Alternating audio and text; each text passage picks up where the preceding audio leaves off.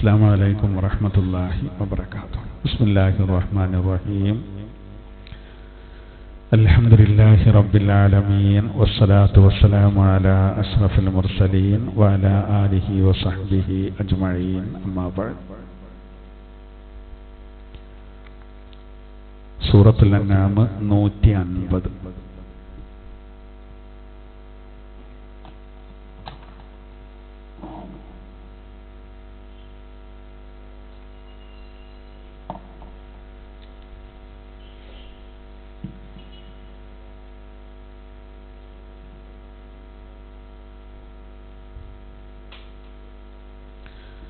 أعوذ بالله من الشيطان الرجيم.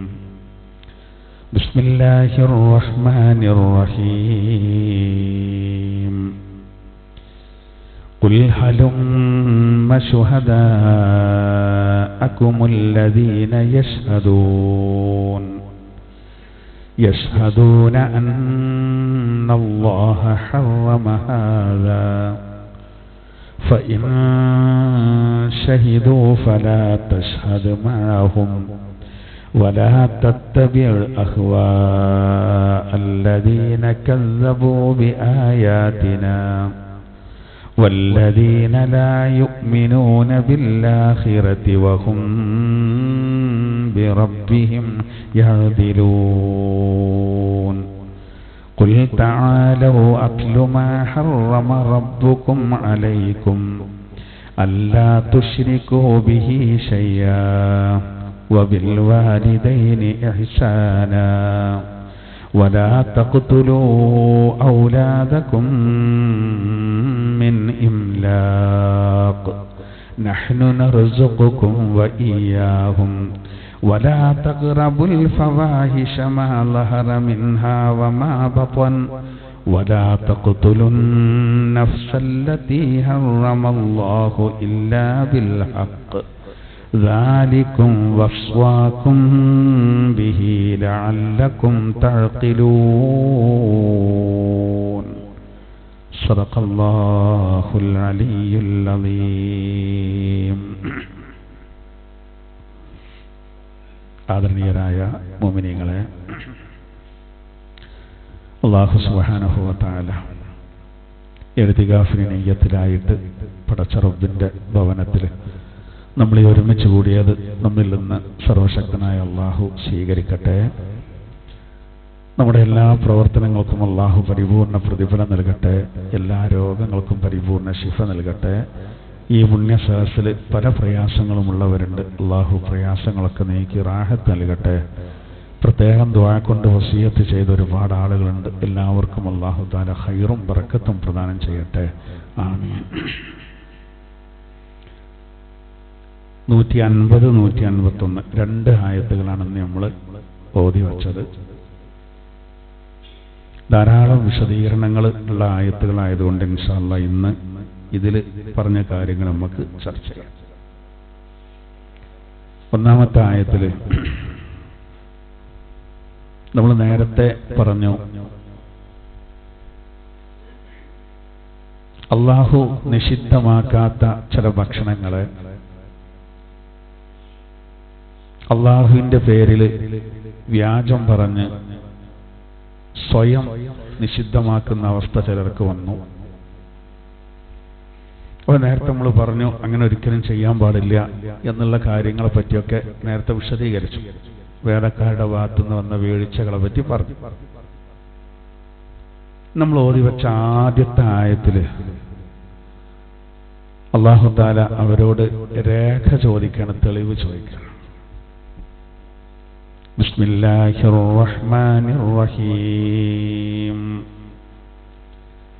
قل هلم شهداءكم الذين يشهدون أن الله حرم هذا. قل നബിയെ അങ്ങ് പറയുക, ഹലുമ്മ ശുഹദാഅക്കും, നിങ്ങൾ നിങ്ങളുടെ സാക്ഷികളെ കൊണ്ടുവരൂ. അല്ലദീന യഷ്ഹദൂന അന്നല്ലാഹ ഹറമ ഹാദാ, തീർച്ചയായിട്ടും അള്ളാഹു ഇത് നിഷിദ്ധമാക്കിയിട്ടുണ്ട് എന്ന് നിങ്ങൾക്ക് സാക്ഷി നിൽക്കാൻ, എന്നാ അങ്ങനെയാണെങ്കിൽ നിങ്ങൾ സാക്ഷികളെ കൊണ്ടുവരൂ. ഫഇൻ ഷഹിദൂ, ഇനി അഥവാ അങ്ങനെ വ്യാജം പറഞ്ഞ് കളവിന് അവർ സാക്ഷി നിന്നാൽ ഫലാ തശ്ഹദ് മഅഹും, നബിയെ അങ്ങ് അവരോടുകൂടെ അതിന് സാക്ഷിയാകരുത്. വലാ തത്തബിഉ അഹ്വാ അല്ലദീന കസ്സബൂ ബിആയാതിനാ, നമ്മുടെ ഭാഗത്തു നിന്നുള്ള പ്രമാണങ്ങളെ നിഷേധിക്കുന്ന ഒരു കൂട്ടരുടെ തന്നിഷ്ടങ്ങളെ താങ്കൾ ഒരിക്കലും അനുധാവനം ചെയ്യരുത്. വല്ലദീന ലാ യുഅ്മിനൂന ബില്ലാഹിറഹ്,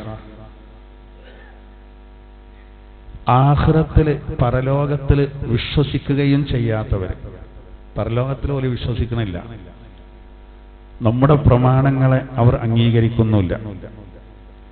അങ്ങനെയുള്ള ഒരു കൂട്ടരെ അവരുടെ തന്നിഷ്ടങ്ങളെ ദേഹേച്ഛയെ അത് നിങ്ങൾ പിൻപറ്റേണ്ട നബിയെ, താങ്കൾ അത് പിന്തുടരരുത്. വഹും ബിറബ്ബിഹിം യഅദിലൂൻ, അവര് അവിടെ റബ്ബിനെ കൊണ്ട് പങ്കുകാര ചേർക്കുന്നവരാണ്, അതേപോലെ വേറെ ഉണ്ട് എന്ന് പറയുന്നവരാണ്. അതുകൊണ്ട് അങ്ങനെയുള്ളവരുടെ തന്നിഷ്ടങ്ങളെ അങ്ങ് പിൻപറ്റണ്ട, അവരെ അവരുടെ വഴിക്ക് വിടുക എന്നാണ് പറയുന്നത്. ഇതിപ്പോ എന്താ പറയുന്നറിയോ? ഇപ്പൊ മറ്റവര് പറഞ്ഞല്ലോ ഞങ്ങൾക്ക് ഇന്നൊക്കെ നിശ്ചയിച്ച. ഇപ്പൊ മക്ക മുശ്രിക്കുകൾ എന്ത് ചെയ്തു? മക്ക മുശ്രിക്കുകൾ അവര് ഈ ഒട്ടകം അത് ഇന്ന ദൈവത്തിനുള്ളതാണ്, മറ്റേ ആട് അത് ആ ദൈവത്തിനുള്ളതാണ്, അത് തിന്നല് നിഷിദ്ധാണ്, അള്ളാഹ് നിഷിദ്ധാക്കിയതാണെന്ന് വരെ ഒരു പറഞ്ഞല്ലോ. അപ്പോ അതിന് മറുപടി പറയണം, എന്നാ നബിയങ്ങൾ ഇങ്ങനെ പറഞ്ഞാലേ, നിങ്ങൾക്ക് ഇന്ന മൃഗങ്ങളെ സ്പെഷ്യലായിട്ട് നമ്മളത് അറിഞ്ഞിട്ടില്ല, നമ്മളറിയണല്ലോ അത് എന്നതിൻ്റെ അർത്ഥം. എന്നാ അള്ളാഹ് നിങ്ങൾക്ക് അങ്ങനെ നിഷിദ്ധമാക്കി എന്നത് ഞങ്ങൾ സാക്ഷി കൊണ്ടിരിക്കും. അപ്പൊ ഇനി അവര് ഒരു നാടകം കളിച്ചാലോ അവരെ കൂട്ടത്തിലുള്ള ഒരു കൂട്ടരെ കൊണ്ടുവന്നിട്ട്, അതാണ് പറഞ്ഞത്, അങ്ങനെ നിങ്ങൾ സാക്ഷികളെ ചോദിച്ചോളൂ നബിയെ, കൊണ്ടുവരാൻ പറയും. ഇനി അവര് കളവിന് സാക്ഷി നിന്നാലോ? ഒന്ന് കോടതിയിലൊക്കെ അങ്ങനെ ഉണ്ടല്ലോ, വക്കീലന്മാര് പഠിപ്പിക്കേണ്ടതിനനുസരിച്ച്, പ്രത്യേകിച്ച് ഭാര്യ ഭർത്താവും തമ്മിൽ പ്രശ്നമായി, അത് ഒരു വക്കീലിന്റെ മുന്നിലെത്തി കഴിഞ്ഞാൽ പെണ്ണിന്റെ ഭാഗം ക്ലിയറാക്കാൻ വേണ്ടിയിട്ട് ചിലപ്പോ നല്ലോണം പഠിപ്പിക്കും അവരെ. ഭയങ്കര കുറ്റമുള്ള കാര്യമാണ്, എന്താ ചെയ്യാ? ആ പെണ്ണിനെ ആ പെണ്ണിന്റെ ഭർത്താവിന്റെ ഉമ്മ ഒരു നിലക്കും വാക്കുകൊണ്ട് പോലും നോവിച്ചിട്ടുണ്ടാവില്ല. അത് ആ പെണ്ണ് പറഞ്ഞാലും വക്കീല് പറഞ്ഞു കൊടുക്കാം, അങ്ങനെ പറയരുത്, കേസിന് ബലം കിട്ടാൻ ഉമ്മ പീഡിപ്പിച്ചു എന്ന് പറയണം, അമ്മോശം പീഡിപ്പിച്ചു എന്ന് പറയണം. അതിന് ചില കോന്തന്മാര് സാക്ഷിക്കാനുണ്ടാവും, എന്റെ കണ്ണുകൊണ്ട് കണ്ടാണെന്നാണ്. ആ സാക്ഷിക്കൂട്ടില് കേറിയിട്ട് പറയും, സത്യം മാത്രമേ പറയൂ, സത്യം മാത്രമേ പറയൂ എന്നൊക്കെ പറയും. ഞാൻ നിക്കാഹിന്റെ ഇതിനെ സാക്ഷിക്കാൻ പോയിട്ട് എന്നോടും പറയിപ്പിച്ചു, അത് സത്യം മാത്രമേ പറയുള്ളൂ. അപ്പൊ അതാണ്. എന്നാലോ പച്ച നുണയകാരൻ പറയുന്നത്, അങ്ങനത്തെ ലാസ്റ്റ് കുടുംബം. ഈ കള്ളസാക്ഷി നിന്നൊരു മഹ്ശറയിൽ വരുന്നത് നബി സല്ലല്ലാഹു അലൈഹി വസല്ലം തങ്ങൾ പറഞ്ഞത്, അവര് നാവ് മുറിക്കപ്പെട്ട രൂപത്തിലാണ്. നാവന്നെ ഉണ്ടാവില്ല, അത്ര ഇടങ്ങാറില്ലേ കാരണം, ചോര വരുന്ന രൂപത്തിലും രക്തം അല്ല, കള്ളസാക്ഷി നിന്നോര് ചോര ഇങ്ങനെ ഒലിച്ചുകൊണ്ടിരിക്കുന്ന രൂപത്തിലും, സാക്ഷി നിൽക്കേണ്ട ഒരു സമയത്ത് നിൽക്കാതിരുന്നാലോ ഒരു നാവില്ലാത്ത രൂപത്തിൽ, അങ്ങനെയാണ്. മുആദ് ബിൻ ജബൽ റളിയല്ലാഹു അൻഹു നബിയോട് ചോദിച്ചു, നബിയെ വനുഫിഖ ഫിസ്സൂർ ഫതഅതൂന അഫ്വാജ, എന്ന് പറഞ്ഞു തരങ്ങളെന്ന് ചോദിച്ചു. ഈ സൂറെന്ന കാഹളത്തിൽ ഊതപ്പെടുമ്പോൾ ആളുകൾ കൂട്ടം കൂട്ടമായിട്ട് വരും. എങ്ങനെയാണ് നബി ഈ കൂട്ടം? അങ്ങനെ ഓരോ നാട്ടുകാരാണോ, അത് അവനാൻ ഇഷ്ടം പോലെ കൂട്ടത്തിൽ ചേരലാണോ?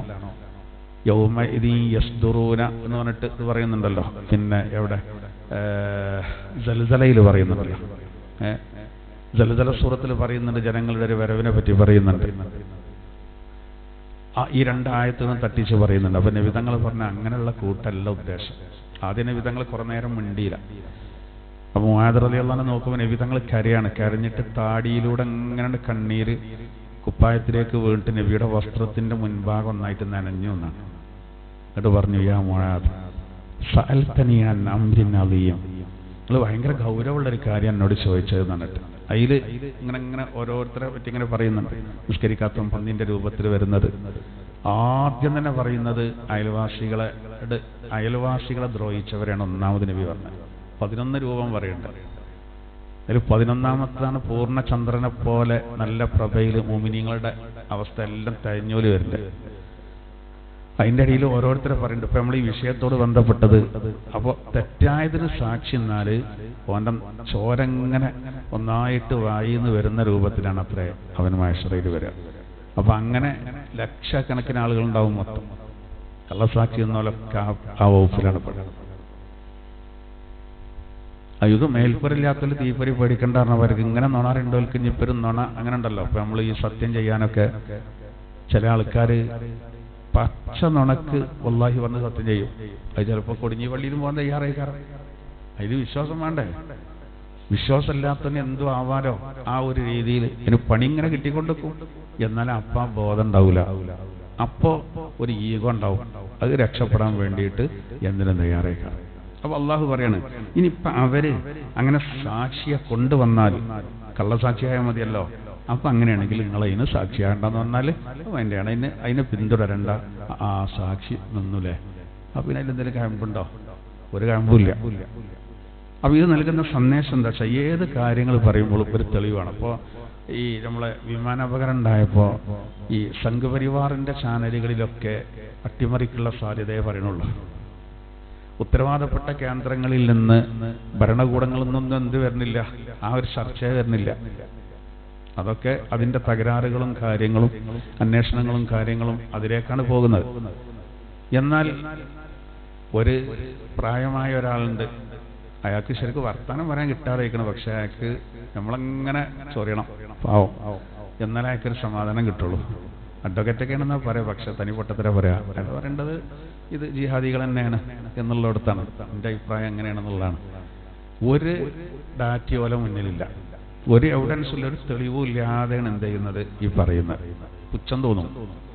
എല്ലാ ദിമക്ക് തട്ടിക്കുമ്പോൾ രസമില്ലല്ലോ. കുറച്ചേലൊക്കെ ഒരു ഇത് വേണമല്ലോ, ഒരു പിടുത്തം വേണമല്ലോ. അത് ഈ എല്ലാ കാലത്തും ഉണ്ടാവും, രേഖയില്ലാതെ പറയുന്നവർ.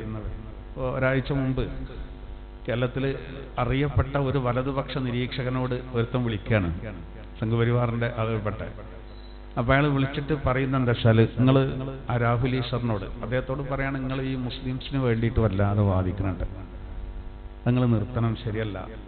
അപ്പൊ ഇയാൾ ചോദിക്കുകയാണ് എന്താ കാരണം എന്ന് വെച്ചപ്പോൾ അയാൾ പറയേണ്ടത്, ഞാൻ ഖുർആൻ പരിഭാഷ വായിച്ചിട്ടുണ്ട്, അതില് ഒരു കാഫിറിനെ എവിടെ വെച്ച് കണ്ടാലും കൊല്ലണം എന്നാണ് ഖുർആനിൽ പറയുന്നത്. അതുകൊണ്ട് അങ്ങനത്തെ മുസ്ലിംസിന് നിങ്ങൾ എന്തിനാ സപ്പോർട്ട് ചെയ്യേണ്ടതെന്നാണ് രാഹുലിനോട് ചോദിക്കേണ്ടത്. അപ്പോൾ നമ്മളൊക്കെ ചോദിക്കുമ്പോൾ തന്നെ രാഹുൽ പറയേണ്ടത് അത് അങ്ങനല്ല, അത് യുദ്ധക്കളത്തിൽ ഇറങ്ങിയതാണ്. നമ്മൾ സാധാരണ പറയുന്നത് തന്നെ അയാൾ മനസ്സിലാക്കിയിട്ടുണ്ട്. അത് യുദ്ധക്കളത്തിൽ വന്നാൽ ഇപ്പൊ ആരാണെങ്കിലും ഇങ്ങോട്ട് അടിക്കുമ്പോൾ അങ്ങോട്ട് തിരിച്ചടിക്കുമല്ലോ, അതാണ്, അല്ലാതൊന്നും അല്ല. അപ്പൊ മറ്റേ ആൾ പറയാം അതല്ല, അത് അവസരം കിട്ടിയവര് ശരിയാക്കും എന്നൊക്കെ പറഞ്ഞ് ഇപ്പോൾ രാഹുൽ ചോദിച്ചു, അല്ല നിങ്ങൾ ഖുർആൻ പരിഭാഷ എവിടെ നിന്ന് വായിച്ചത് ചോദിച്ചു. ഞാൻ ദുബായിലാണ് വർക്ക് ചെയ്തതിൻ്റെ. നമ്മളെ കൈപ്പാട്ടിലുണ്ടെങ്കിൽ അപ്പ പൊട്ടിച്ചു ഞങ്ങൾ. കാരണം അജ്ജറി പൊട്ടത്തിലല്ലേ പറയണ്ടേ, ദുബായിൽ ജോലി എടുത്ത് അന്നം തിന്നിട്ടാണ് ഈ പറയേണ്ടത്. അപ്പൊ തന്നെ രാഹുൽ ചോദിച്ചു, ദുബായിൽ ജോലി ചെയ്ത് അവിടുത്തെ ശമ്പളം പറ്റി ജീവിച്ച നിങ്ങൾക്ക് ഏതെങ്കിലും ഒരു അറബികളിൽ നിന്നോ അല്ലെങ്കിൽ അവിടുത്തെ മുസ്ലിമീങ്ങളിൽ നിന്നോ എന്തെങ്കിലും ഒരു ബുദ്ധിമുട്ട് വന്നിരുന്നോ ചോദിച്ചു. അല്ല, എനിക്ക് പ്രശ്നങ്ങളൊന്നും ഉണ്ടായിട്ടില്ല. ഈ കേരളത്തിൽ നിങ്ങൾ പാർക്കുന്ന സ്ഥലത്ത് ഏതെങ്കിലും മുസ്ലിങ്ങൾ നിങ്ങളെ ഏതെങ്കിലും രൂപത്തിൽ പ്രയാസപ്പെടുത്തിയെന്ന് ചോദിച്ചു. ഇല്ല, എനിക്ക് പ്രയാസങ്ങളൊന്നും ഉണ്ടായിട്ടില്ല. പിന്നെ എവിടെ വെച്ച് കണ്ടാലും ഓലെ കൊല്ലണം എന്നത് പിന്നെ എവിടെ അത് ചോദിച്ചു. അപ്പൊ ഇയാൾ പറഞ്ഞു സാഹചര്യം അനുകൂലമായിട്ടാണ്. അപ്പോൾ അങ്ങനെയാണ് ഈ സഹോദര, ദുബായിൽ സാഹചര്യം അനുകൂലമല്ലേ, ഓല നാടല്ല അത്, നിങ്ങൾക്ക് എന്തെങ്കിലും നേരിട്ട് ചോദിച്ചു. ചുരുക്കം പറയാം, ഉമർ റളിയല്ലാഹു അൻഹു നബിനെ വെട്ടാൻ വാളേറ്റും പോയി നന്നായി പറഞ്ഞിരിക്ക്. ഇയാൾക്ക് പറഞ്ഞിട്ട് കുടുക്കിയിട്ട് അവസാനം നല്ല അവസ്ഥയിലാണ് ഇയാൾ വെച്ചിട്ടുണ്ട് ഫോണ്. ചോദിച്ചിട്ട് ഒന്നും അറിയാതെ പറയണേ. ചിലർക്ക് അറിയായിട്ടൊന്നല്ല, അതിൻ്റെ ഇടയിൽ ഇയാൾ ചോദിച്ചേ, രാഹുൽ ചോദിച്ചേ, എന്നാൽ ഞാൻ നിങ്ങളോട് ചോദിക്കട്ടെ, ഹിന്ദുക്കൾ ഏറ്റവും കൂടുതൽ പ്രയാസപ്പെടുന്ന ജില്ല ഏതാണെന്ന് ചോദിച്ചു. അപ്പം ഞാൻ മനസ്സിലായി ഇയാൾ ഇപ്പോൾ പറയും മലപ്പുറം, അത് മുണ്ടില്ല കേട്ടോ. അപ്പോൾ രാഹുൽ പറയണേ, നിങ്ങൾ മലപ്പുറം എന്ന് പറയത്തിൽ സന്തോഷമുണ്ട്. അയാൾ പറയാത്, പക്ഷെ ഇയാൾ ഗണ്ണിക്കുന്ന രീതിയിട്ടാണ്. എന്നിട്ട് പറഞ്ഞു, സഹോദര ഞാൻ പഠിച്ചിട്ടാണ് പറയുന്നത്, അതിൻ്റെ തെളിവുകളൊക്കെ പറഞ്ഞെടുത്തിട്ട് പറഞ്ഞു പത്തനംതിട്ടയാണ് ഏറ്റവും കൂടുതൽ പ്രയാസപ്പെടുന്നത്. അങ്ങനെ പറഞ്ഞപ്പോൾ പിന്നെ അയാൾക്ക് ഉത്തരം മുട്ടി അയാൾക്കൊന്നും പറയാനില്ല. അപ്പോൾ ഒരു തെളിവും ഇല്ലാതെ ഒരു രേഖയില്ലാതെ പറയാണ്, എന്ത് ഖുർആനും ഇവർക്കറിയാം, ഇതിൽ പറഞ്ഞ എന്താണെന്നറിയോ? എന്നിട്ട് വെറുതെ പറയാണ്, യാതൊരു തെളിവില്ലാതെ പറയാണ്. എല്ലാ കാലത്തും ഉണ്ടാവും. നബി സല്ലല്ലാഹു അലൈഹി വസല്ലം തങ്ങളുടെ കാലഘട്ടത്തിലുണ്ടായിരുന്നു. അതുകൊണ്ടാണ് ഓരോ വ്യത്യസ്തമായ രൂപത്തിലെ ഇക്കാരെന്ന് മാത്രം ഓരോ കാലഘട്ടത്തിലും. അപ്പോൾ ഇവിടെ നോക്കൂ, ഇവിടെ ഇവര് ഇല്ലാത്ത കാര്യങ്ങൾ പറഞ്ഞപ്പോൾ അള്ളാഹു പറയണം അവരോട് എന്നാലും അതിന്റെ പ്രമാണം കൊണ്ടുവരാൻ പറയൂ. ഒരു സാക്ഷി ആരാണ്? ഇനി കള്ളസാക്ഷിക്കുകയാണെങ്കിൽ നിങ്ങൾ എന്ത് ചെയ്യണ്ട, കള്ളസാക്ഷി അതിനുണ്ടാവുള്ളല്ലോ, അതിനാരും സാക്ഷിക്കൂല, അതിനൊരു പ്രമാണമില്ല, അവർക്ക് തെളിവില്ല. ഇനി ആരെങ്കിലും വന്നാലോ അത് വ്യാജായിരിക്കും. ഏതുപോലെ ഞാൻ പ്രവാചകനാണ് എന്ന് വാദിച്ചാൽ ഓനോട് അതിനെന്താ തെളിവെന്ന് ചോദിക്കരുത്. എന്താ കാരണം? തെളിവന്നെ ഉണ്ടാവില്ല. ഇതുവരെ ഉത്തരം മുട്ടിക്കാനാണ് യഥാർത്ഥത്തിൽ ഇങ്ങനെ പറഞ്ഞത്. തെളിവുണ്ടാവില്ല എന്ന് ഉറപ്പാണ്. എന്നാലും അങ്ങനെ പറഞ്ഞെന്താ അറിയോ, നമ്മളെ ഭാഗം ഈ വളരെ നിഷ്പക്ഷമായി ചിന്തിക്കുന്ന ശുദ്ധ ഹൃദയരുണ്ടാവും, അങ്ങോട്ടും ഇങ്ങോട്ടും എല്ലാം നിൽക്കേണ്ടവർ. അവരെ കാര്യങ്ങൾ ബോധ്യപ്പെടുത്താനാണ് അത്ര ഇങ്ങനെ പറഞ്ഞത്. അല്ലാതെ തെളിവുണ്ടാവില്ല എന്നുള്ള കാര്യം ഉറപ്പാണല്ലോ. കാരണം ഒരു ഇന്നത് നിഷിദ്ധമാണ്, ഇന്നത് ഹലാലാണ്, അത് നബിതങ്ങൾ മുഖേന തന്നെ വരണം. നബിതങ്ങൾ വന്നതിന് ശേഷം ഇത് അംഗീകരിക്കണം ബാധ്യസ്ഥരായി ഇവരിങ്ങനെ പറയുമ്പോൾ ശുദ്ധ മനസ്കരായ ചിലർ തെറ്റിദ്ധരിക്കാതിരിക്കാനാണ് ഭാഗം പറയല്ല, പിന്നെ എടുത്തുചാട്ടല്ല, അത് വസ്തുനിഷ്ഠമായിട്ടാണ് പറയുന്നതെന്ന് ബോധ്യപ്പെടുത്താനാണ് എന്ത് ചെയ്തത്, ഈ രൂപത്തിൽ പറയാൻ വേണ്ടി പറഞ്ഞതെന്നാണ്. എന്നിട്ട് അള്ളാഹു പറയാണെന്ത്, വലാ തത്തബിഉ അഹ്വാ അല്ലദീന കസ്സബൂ, സത്യത്തെ നിഷേധിച്ച ഒരുത്തരുടെ തന്നിഷ്ടങ്ങളെ പിൻപറ്റരുത് പറയണ. അങ്ങനെ അവരുടെ തന്നിഷ്ടങ്ങൾ നമ്മൾ പിൻപറ്റി നമുക്ക് ചിലപ്പോൾ ഭൗതികമായിട്ട് കുറെ സൗകര്യങ്ങൾ ഉണ്ടാവും, എല്ലാം ഉണ്ടാവും, പക്ഷെ അത് വേണ്ട.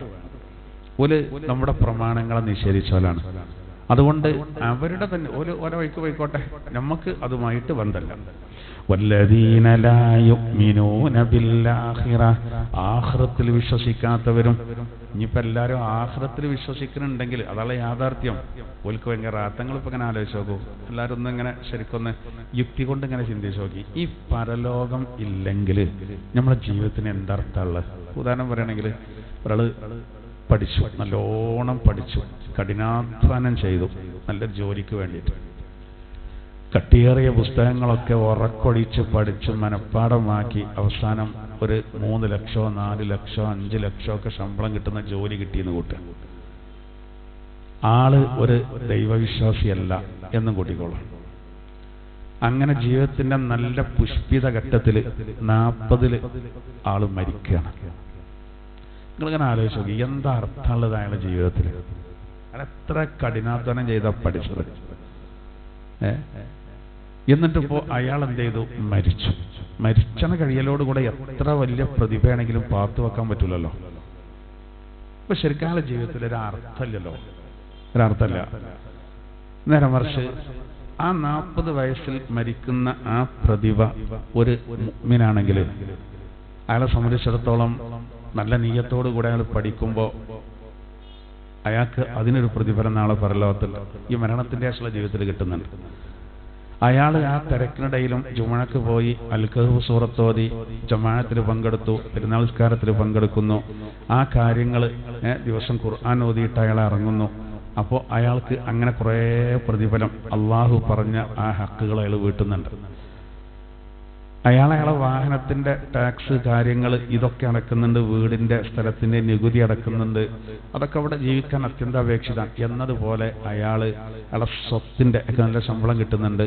അപ്പോൾ അതിൻ്റെ ഒരു വിഹിതം ആ നിർബന്ധമായ സക്കാത്ത് അദ്ദേഹം അളവോളം കൊടുക്കുന്നുണ്ട്. ഇയാൾ 40-ാമത്തെ വയസ്സിൽ മരിച്ചാൽ നമുക്കത് വളരെ പാവട്ടോ, എന്താപ്പോ എന്തൊരു മരണമായിപ്പോ ഇല്ല. അയാളെ സംബന്ധിച്ചിടത്തോളം റാഹത്തല്ലേ. അയാൾ നല്ല സമയത്ത് പോയി ഇനിയിപ്പോൾ ഏറി അത്ര കിട്ടുക അത്രയും കൂടിയും കിട്ടും. അപ്പോഴേക്ക് പറ്റ ക്ഷീണിക്കുമല്ലോ, ഒരു 80-85 ആവുമ്പോൾ.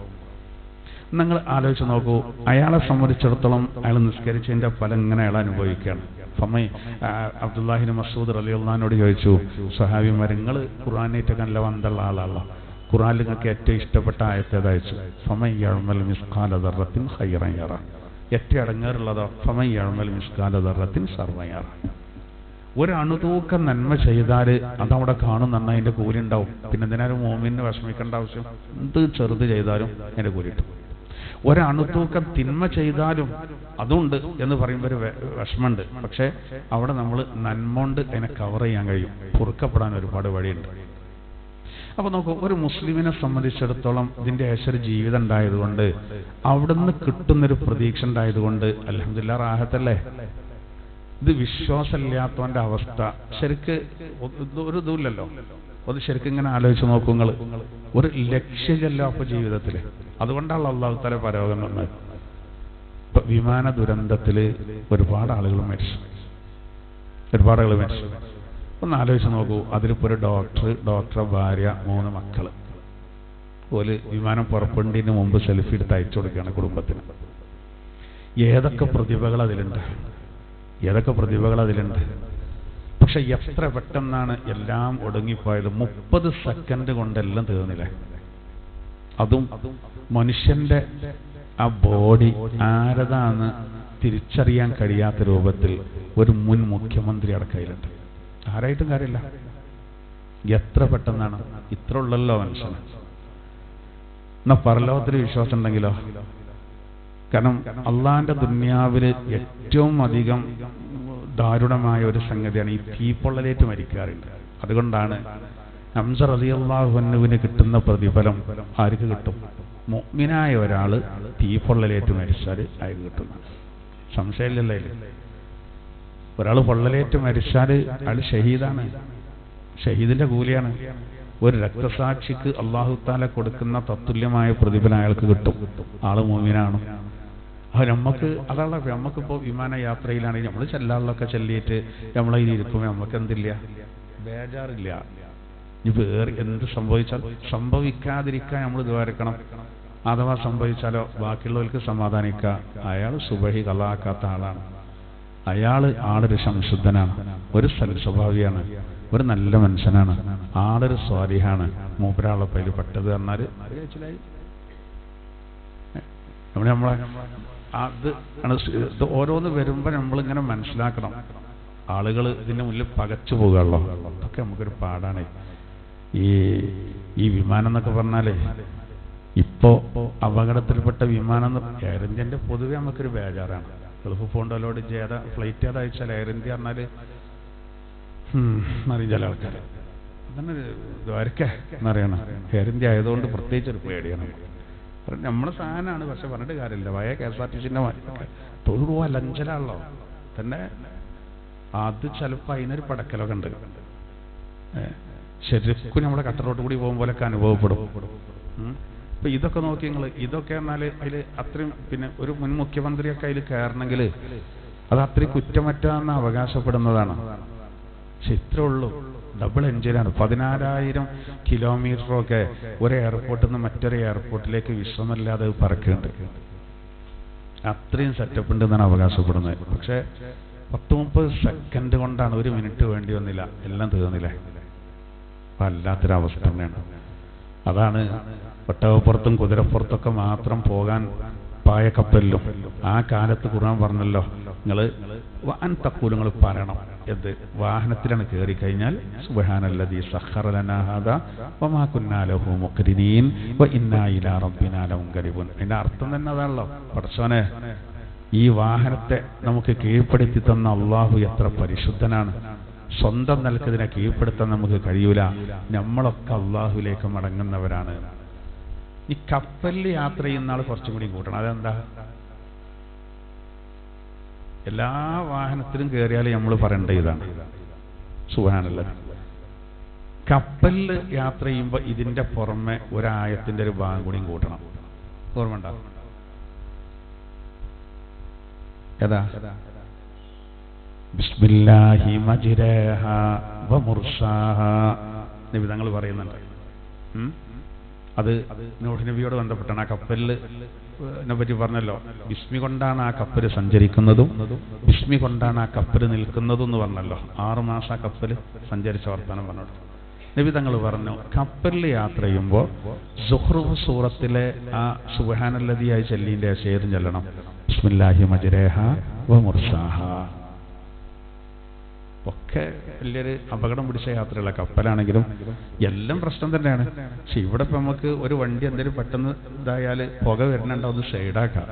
വിമാനം ആകാശ ദുരന്തങ്ങൾ തന്നെ കുറവാണ്. പക്ഷെ എന്നാലും ഇങ്ങനെയൊക്കെ സംഭവിക്കണ്ടല്ലോ. ഇപ്പൊ നമ്മളെ രാജ്യത്ത് സംഭവിച്ചതാണിത്. ഇന്ത്യയുടെ ചരിത്രത്തിൽ ഏറ്റവും വലിയ 2ാമത്തെ ദുരന്തം. അതിൻ്റെയൊക്കെ പുറമെ മരണം വരുന്ന വഴിയൊക്കെ നിങ്ങൾ വാഹനങ്ങൾ ഒരു ബന്ധമില്ലാതെ MBBS പഠിക്കുന്ന കുട്ടികൾ ഹോസ്റ്റലിൽ ഭക്ഷണം കഴിക്കും. ആ സമയത്താണ് അതിൻ്റെ മുകൾക്കാപ്പത് വരുന്നത്. മിനിഞ്ഞാന്ന് എൻ്റെ കുടുംബത്തിലൊരു സഹോദരന് ഗൾഫ് പോകണ്ട. അപ്പം എന്നോടൊന്ന് ക്ലാസ് കഴിഞ്ഞ് വരുമ്പോൾ ഒന്ന് കയറാൻ പറഞ്ഞ അവിടെ കയറി. അപ്പോൾ തിരക്കാരൊക്കെ ഇങ്ങനെ വല്ലാത്തൊരവസ്ഥയിലാണ്. ഈ ദുരന്തത്തിൻ്റെ ശേഷമാണ് ഇപ്പം പോകേണ്ടത്. അപ്പോൾ ഇവരെ ആലോചിക്കേണ്ടത് ഇനിയിപ്പോൾ ഇപ്പം പോകേണ്ട വിമാനത്തിന് എന്തെങ്കിലും പറ്റണം. ഞാൻ നിങ്ങൾ അങ്ങനെ വേജറായി ഒരു സംഗതി നടക്കില്ല. വിമാനം എന്ന് മാത്രമല്ല, നമ്മളിപ്പോൾ ഒരു വണ്ടിയിൽ കയറുമ്പോൾ അതിൻ്റെ ബ്രേക്ക് പോയാലോ എന്ന് ചിന്തിക്കുകയാണെങ്കിൽ, എന്നിട്ട് നമ്മളൊരു വണ്ടിയിലും കയറാതെ നടന്നാലോ, അപ്പോൾ ഏതെങ്കിലും വണ്ടി നമ്മളെ ഒന്ന് തട്ടാണ്. അങ്ങനെ പേടിച്ച ഒരു സംഗതി നടക്കൂല, ഒരു സംഗതി നടക്കൂല. അപ്പോൾ നമ്മൾ ചെയ്യേണ്ട കാര്യങ്ങളൊക്കെ ചെയ്ത് അള്ളാഹുവിലേക്ക് തവക്കുലാക്കുക എന്നല്ലാതെ ഇതൊന്നും ഇപ്പം നമ്മളെ കയ്യിലുള്ള കാര്യമല്ല, പടച്ചവൻ്റെ അടുത്തുള്ള സംഗതിയാണ്. അള്ളാഹുവാണ് ഒക്കെ നിയന്ത്രിക്കുന്നത്.